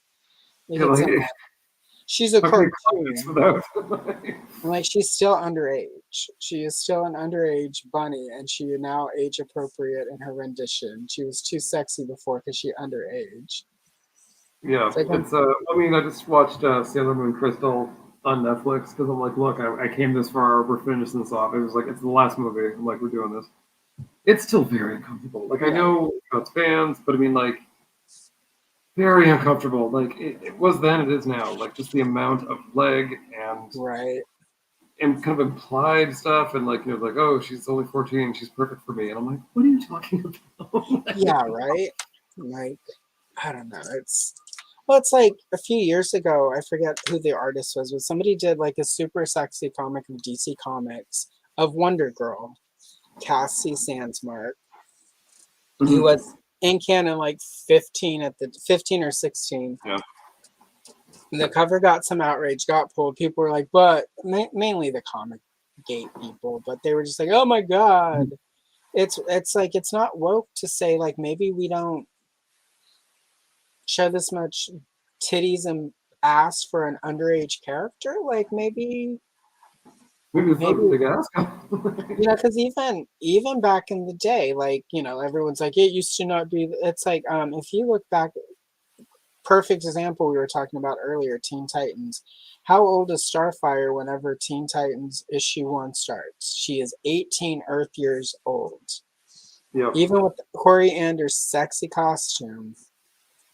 Yeah, and there's been some discussion over the last few years about Tara from the new Teen Titans, who was 16.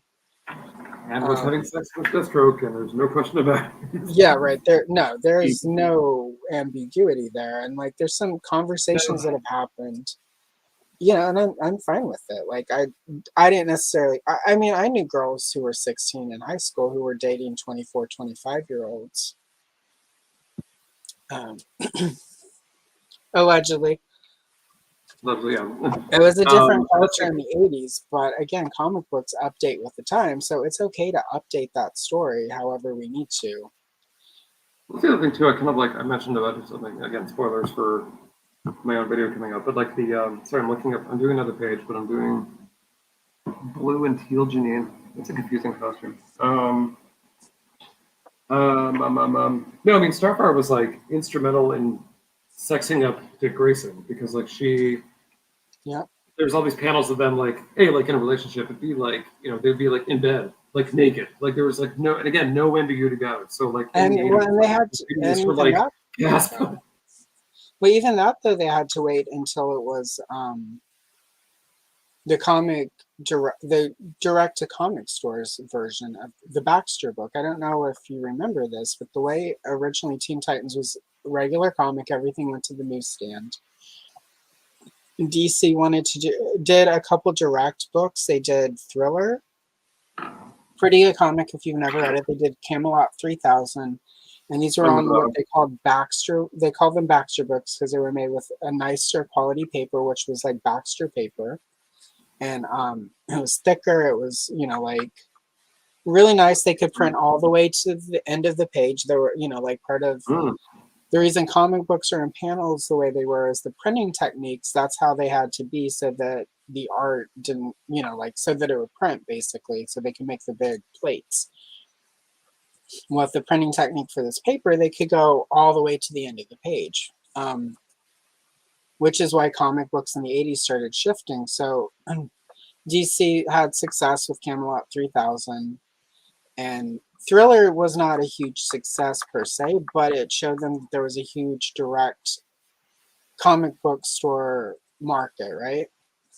So they decided Teen Titans, Legion of Superhero, Batman, and the Outsiders would all move to this new format. And they would go to the comic book stores first. And then they set it up so that 12 months later, it would reprint in the regular newsstand comic. So issue 1 is the first time Dick and Corey are shown in bed together because it was going to comic stores only. They didn't have to have the comic book code authority approve those. So that's why that happened in that issue. And then I think when they reprinted it 12 months later in the newsstand, I don't know if they had to edit it or if they just got creative with the way it was reprinted. I have a scan of it. I should go look. But yeah, that was a big. I mean, thank you, Letter Collins, for being pretty out there, open about what was going on. But that's why we got that picture of Dick and Corey in bed, was because they went to this fancier direct to comic book shops only, and it was a big deal. Like a few issues later, Jose Luis Garcia does that whole arc where they go to Olympia and Lilith's mom Thea shows up, and Lilith gets an origin, goes away. We meet Cole, and there's a scene of one of the Titans. She takes her robes off so that like her body will display like sort of what's going on, and it showed a little bit of nipple. Like it was a shadow nipple, but there was the nipple, and that also had to get edited for the newsstand. So like. It was a big deal, like that they could finally, and I think that was part of it. And that was also part of like Dick Grayson's like evolution. I mean, like he was still the Gully G. Wilker's Boy Scout character, and he was as a young man, he was getting into fights with Bruce. He abandoned the Robin mantle. He was doing all this stuff. But then, like, all of a sudden, he's like having like premarital sex with Starfire, and it was like, you're a man now. Yeah, It's right. like, and that's, I mean, but for women, for gays, for literally anyone with eyes, we're like, what's going on here now? Well, it And to this just day, it it's still a was sex symbol. well, right, but I mean, also at the same time, it was like, and then he, it's right after he becomes Nightwing that happens. Before that, they sort of talked around it, right? Like, like it was clear that they were intimately involved for a long time, but they couldn't. They sort of, there are hints all over the comics, but they have to sort of, it's off panel, it's sort of implied, but it isn't actually that until it moves to, and that's in that 7 issue arc of Trigon arc, where all the where Lilith, not Lilith, where Raven gets possessed by Trigon and gets all the extra eyes, and they take over New York City, and it was It's a finally it done was its a thing. big thing. It was the Phoenix basically for Titans, which like people kind of forget about now, but those two were like neck and neck like every month for Yeah, sales. Like they were huge. yeah, especially at that time, and it was because of you know Sexy, sort of everything Perez and Wolfman were doing. It was just they were firing on all cylinders for a really long time. The other interesting thing about Black Phoenix talking about the Baxter paper, I just finished watching the Crisis on Infinite Earths cartoon. They did 3 kind of mini movies. They were not terrible, not great, but like I Yeah, forgot about the bleed, and that's sort of the thing that separates the universe from basically like it's almost a page bleed. Like basically whenever like they used to separate the colors too because there would be like the color and then they'd have their slice it or it would go right to the page. And so the bleed was that white space between the comic book and yeah, essentially the real world. So like I remember Superman did get past the bleed one time and he actually found out he was in a comic book and he was like, oh dear God, my right. whole life is a lie. Yeah, I've only watched the first of those, and I thought it was pretty We're good. good.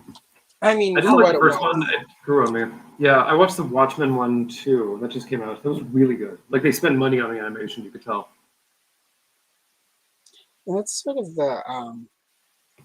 for me, one of the interesting things about sort of DC. The movies have been so either not good or really sort of hit and miss. But they have Mhm. reliably, for almost 20 years now, been doing some pretty solid animation stuff. Like like their Green Lantern animated stuff. Mhm. And their Judas Contract adaptation. I'm also just not a fan of any time like, especially with that one. They're like, look, we've got a new member to replace um, Tara. She just arrived from Paradise Island. It's like, stop. Like, Sigh. stop doing this. I mean, Yeah. and it's especially with Teen Titans, like Donna Troy / Wonder Girl is really important. Like, the way that Wolfman and Perez set it up was, especially for the 3 female characters as well, it was like, um, Corey and Dar, like, they're all 3 basically from similar backgrounds. Um, they're But all they run from the whole sort of, emotional spectrum. yeah, and it's like, Raven can't feel anything, or it becomes evil. So she's cold, she's clinical, she's basically a princess because like her dad is like king demon of all these dimensions. She has great power, etc. Starfire is princess of an alien world in a sequestered galaxy that the Guardians of the Universe don't mess around with. No, wait, the Guardians. Yeah, it's the Guardians of the Universe. Um, for reasons that like become the Omega star system, right? And then of course all these terrible things are happening in the star system.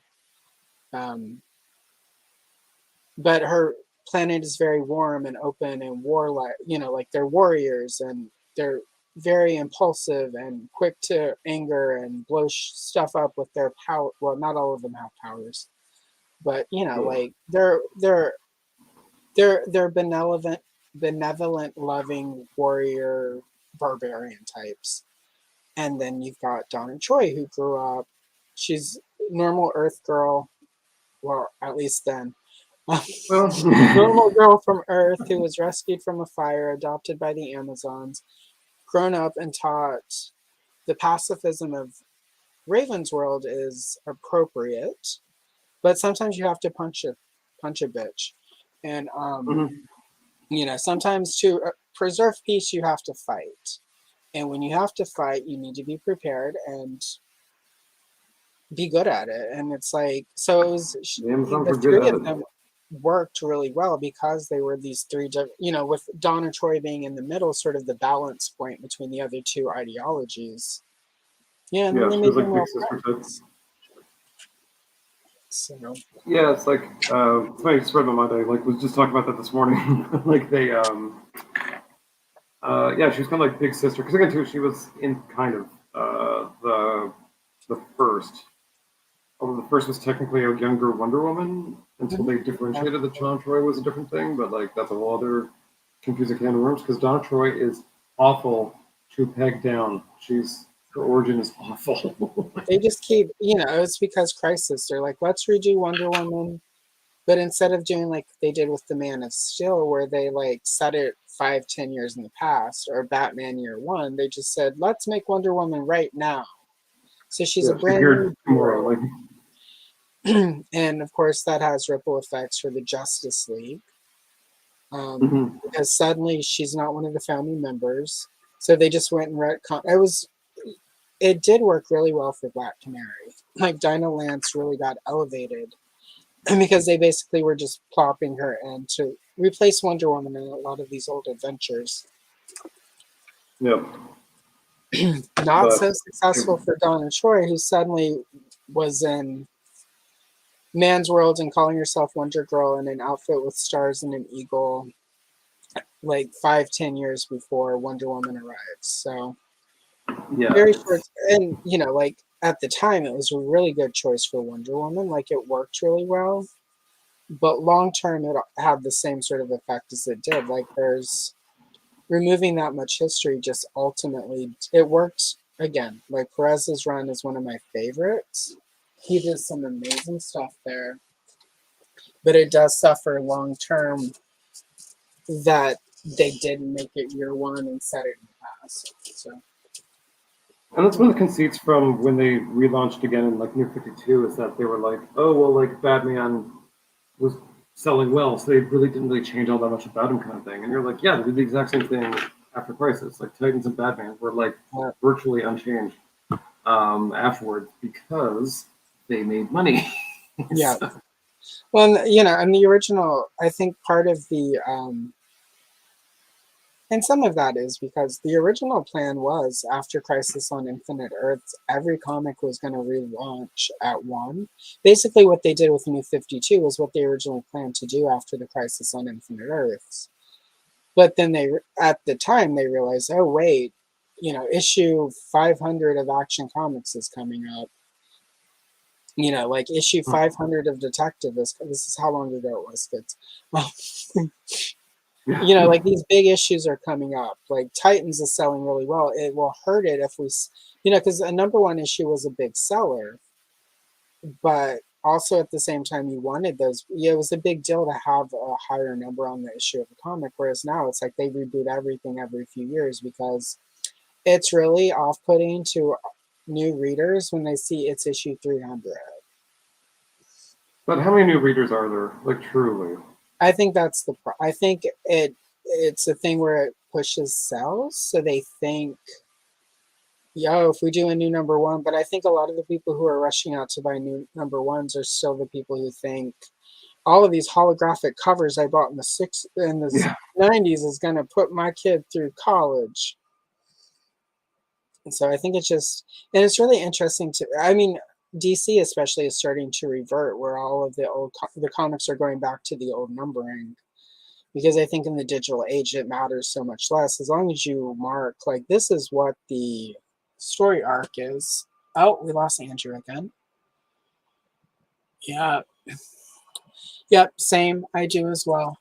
I think it's dumb. So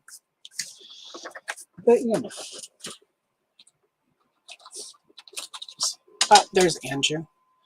All right, so we'll add Andrew to stage, and this means I can get rid of the other.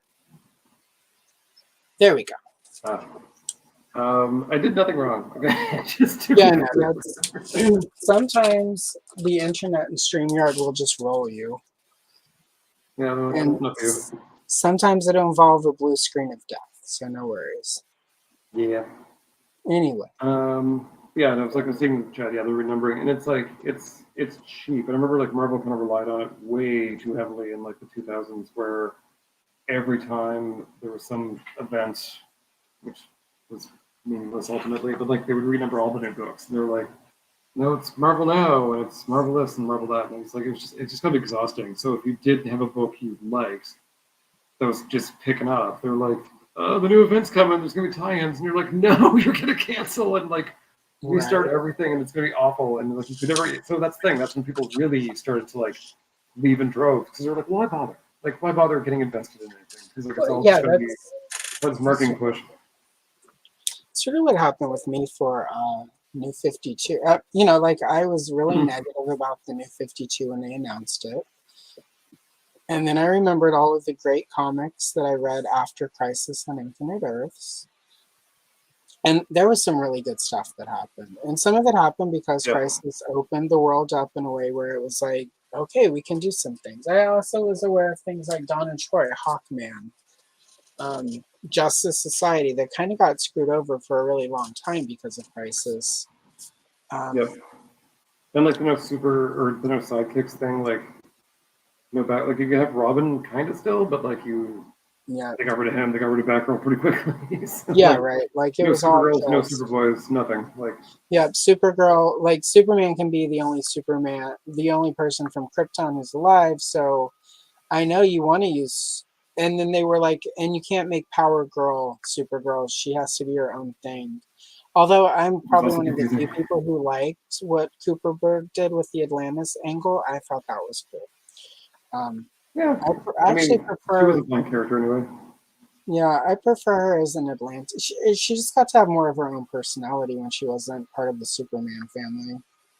Well, it's kind of like Huntress. I mean, the two of them, I like them both as separate characters versus like children or family members of Batman and Superman. I'm like, it's problematic. Not problematic, but it's like it creates plot problems. It creates too much baggage for like that post-crisis Huntress run with like Joey Cavallari and Joe Stanton, where it was like darker and she was edgier. Like that was such a great series. I remember like collecting pennies and quarters so I could buy the first issue of that.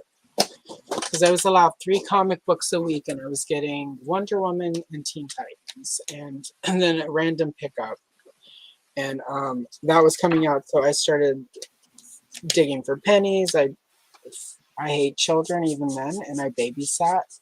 I mean, like I don't hate. Like for me, like kids are cool. Like if you've got kids and you love them, that's awesome. I don't like any kid really enough to spend 8 to 10 hours with them. But I babysat a lot, so I could start buying more. I could get Justice League Europe. I could get, new comics. I was, I was spoiled. I'm not even gonna pretend I wasn't. So it's like I had my record store money to buy CDs. And I had comic book money that was from new comics, and there was also the old comic book, plus, clothes and all the things you need when you're 13 to 14. Spoiled. And I can admit that. I was very fortunate, and I had parents who sometimes made really bad financial decisions, so I could be very spoiled. So. Well... So yeah. Anyway. That's precisely why I don't have kids. But who wants the money? All right. So I finished my second one right toward the end. So here she is. And I used some glitter pen for the eyeglasses and the earrings, just because I feel like she would have glitter glass frames. So for sure. Like just tacky as hell. Yeah. Right.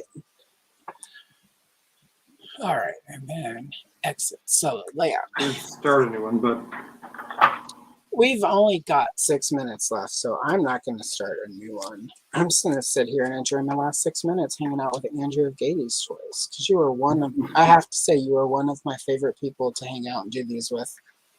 thank you. I enjoy these. I was looking forward to it. Like, friends were like, "Oh, do you want to go to the bar on Saturday?" I'm like, "I do, but I got something to do first." But I mean, and this is why, because how much, like, comic book stuff that I know, the pop culture stuff I know, the toy line, so we can actually, like, just wide breadth of wherever the stuff. conversation lands, we're good. Stuff I don't know. I know some things maybe you don't know. Like, I don't know. Like, I enjoy it. Yeah.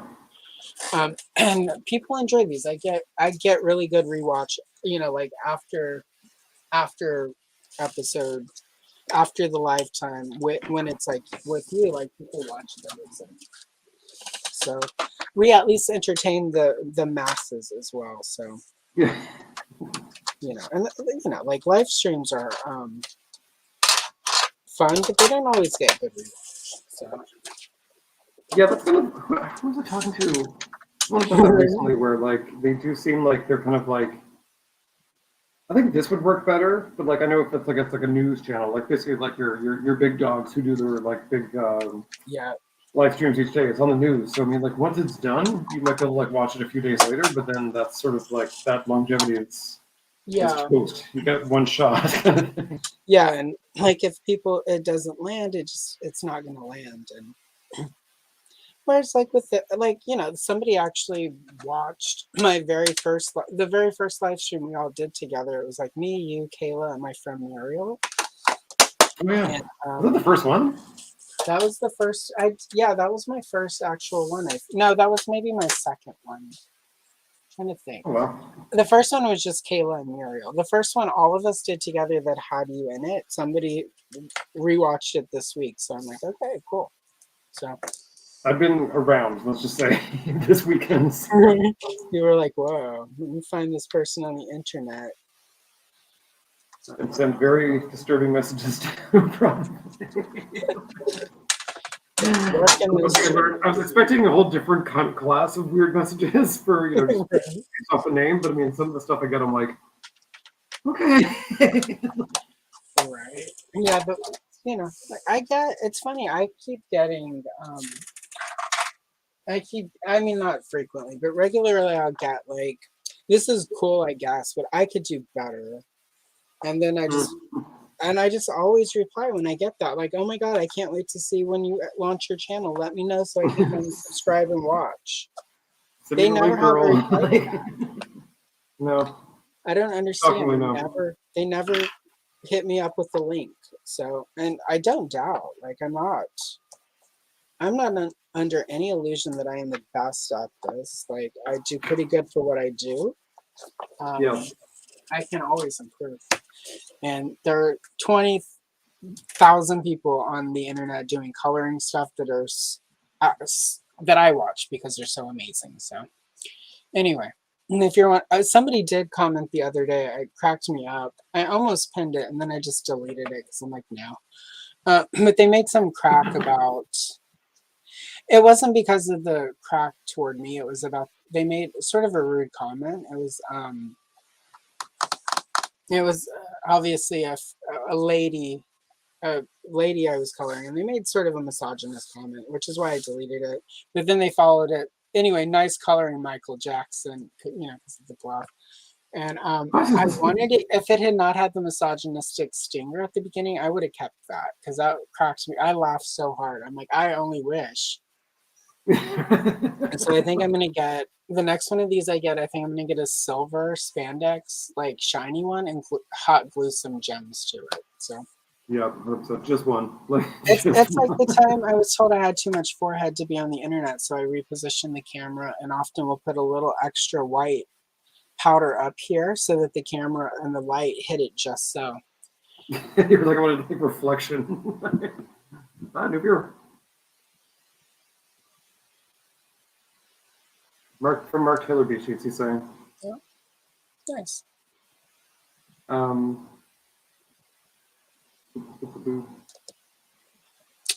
Um. Oh yeah.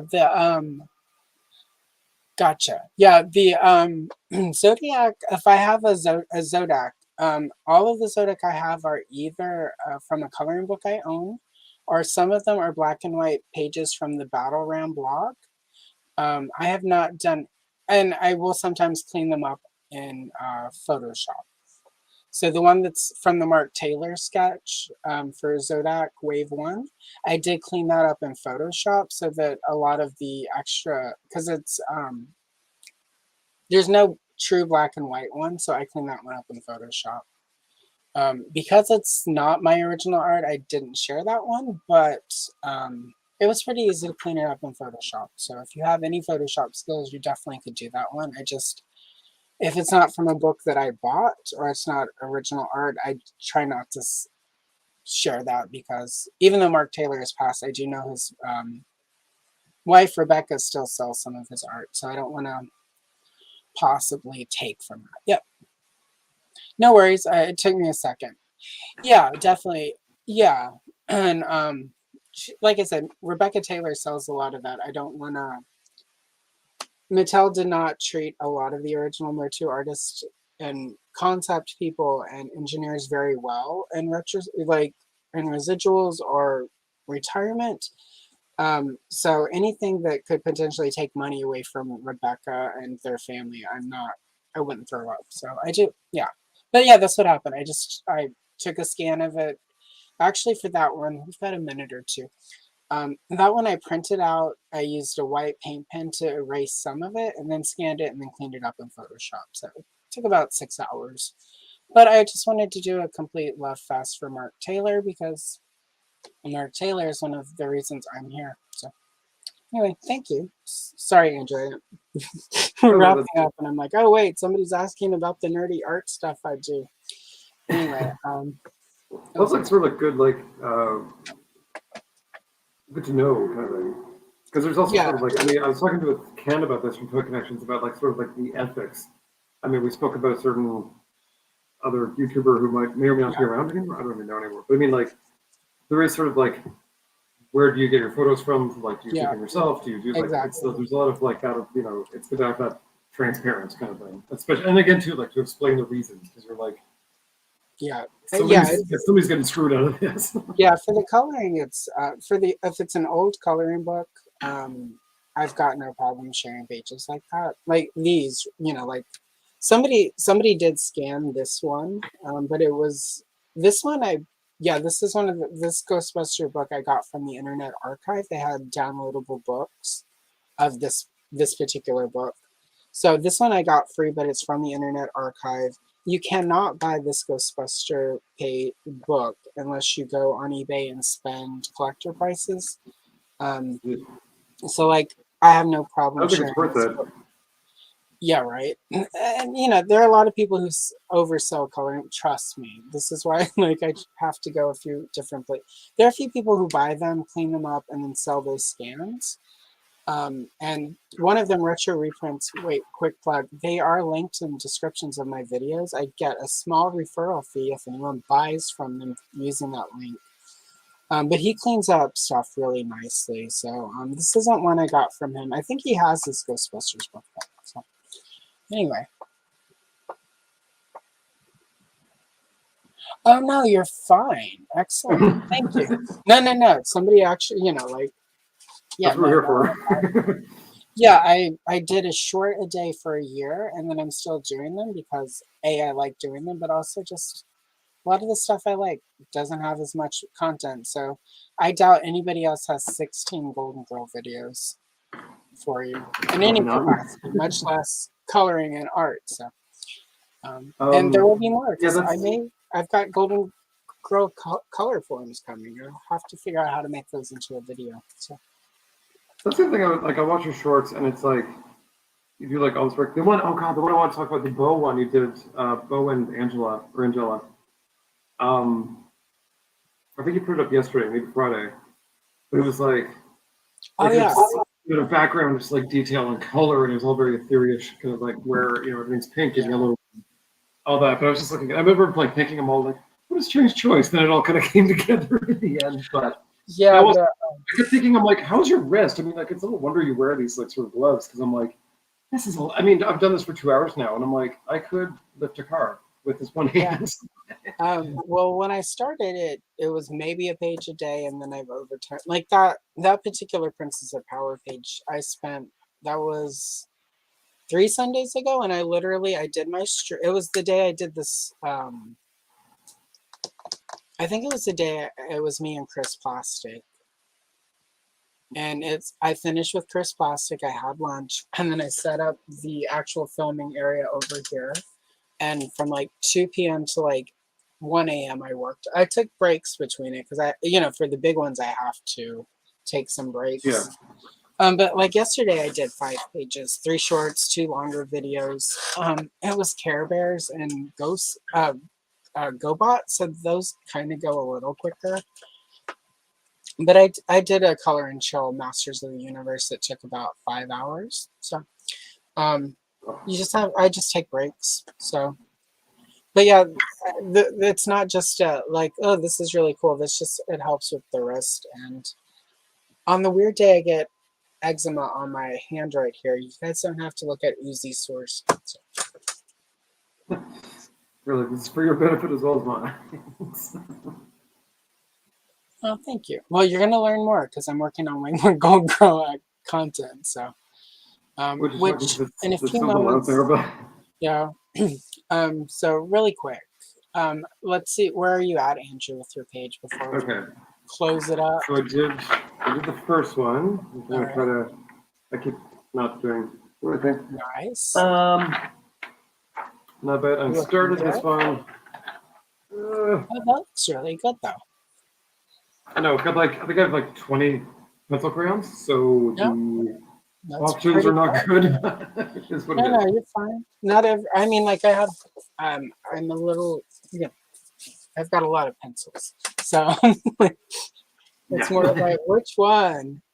I know because I'm watching yours. I'm like, especially the color and chills. Like it's good where I'm like working or something like that. It's just music, and I'll look up, and you're like doing shading and blending, and I'm like, I ain't doing any of that. Yeah, the color and chill ones, like I get sort of the same paper you have, and I'll put it on a light box, and I'll like do color schemes. So that one, like somewhere there's a stack of like 10 pages of rejected color schemes for those.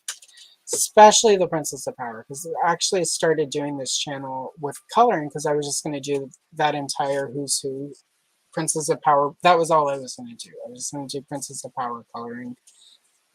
And then here we are. So, yeah. I've got like 19 videos filmed for that book. So, we'll get to it. Yeah, that's my videos. I thought I had the maybe 10 in me. And then I think I was on Brick's channel. And he's like, how many do you plan to do? And I'm like, currently it's under 100, but not by much. And like, I'm just like, all the time, I'm like, oh God, I've got so many more to do. I literally have just started wearing a Band-Aid on here, on this finger, so that it'll not callous up as much. But are they branded? Yeah, right. Yeah, no, it just. Well, I also wounded it, and it didn't heal quickly, and then I realized, oh, I can go a lot longer with a Band-Aid instead of just bare finger and a fingernail. So here we are. It's just raw dogging it. Yeah, right. Exactly. Exactly that. Thanks. Exactly. And with the way I film, it's not quite as noticeable that the middle finger is nailless. Anyway, where can the people find you, Andrew? Down by the docks, selling my wares. I am at pretty much just 2 places. I don't really partake in X or Twitter or Threads or none of that. So I'm on just Gayties twice on Instagram and YouTube, and I post most days on Instagram and every Saturday morning on the YouTubery. Excellent. And then let's see. Tomorrow I have my favorite toy Wonder Woman video dropping, Superpowers. Yep. Next Friday, Color and Chill will be a double-page spread of Silverhawks. And then next Saturday it's a 5th day, and so on 5th, like, because I only plan 4 days a month for content with like the booklets and stuff. So next Saturday will be Color and Chill Spectacular, which will be 5 pages of Silver Age Wonder Woman covers. So definitely check that out. And the next Sunday, I'll be here doing a solo stream of Gem and the Holograms, because that's what you all voted for on my community tab. So Gem is excitement. So hopefully we'll see you all there and here and wherever between now and then. And check out Andrew. There is a link, should be a link in the description of this video. If not now, it will be in about 5 to 10 minutes. So check him out, subscribe, watch his stuff. He's my favorite content. Oh, thanks. Yeah. No, you're one of the few people I make sure I watch as soon as you hit. So anyway, I'm Allison Joy. Well, hey, you got to start somewhere. Rebellions are built on hope, and communities are built on one obsessive viewer at a time. In the meantime, I'm Allison Troy, Retro Toy Princess, out. And now let's see how long it takes for the stream to end.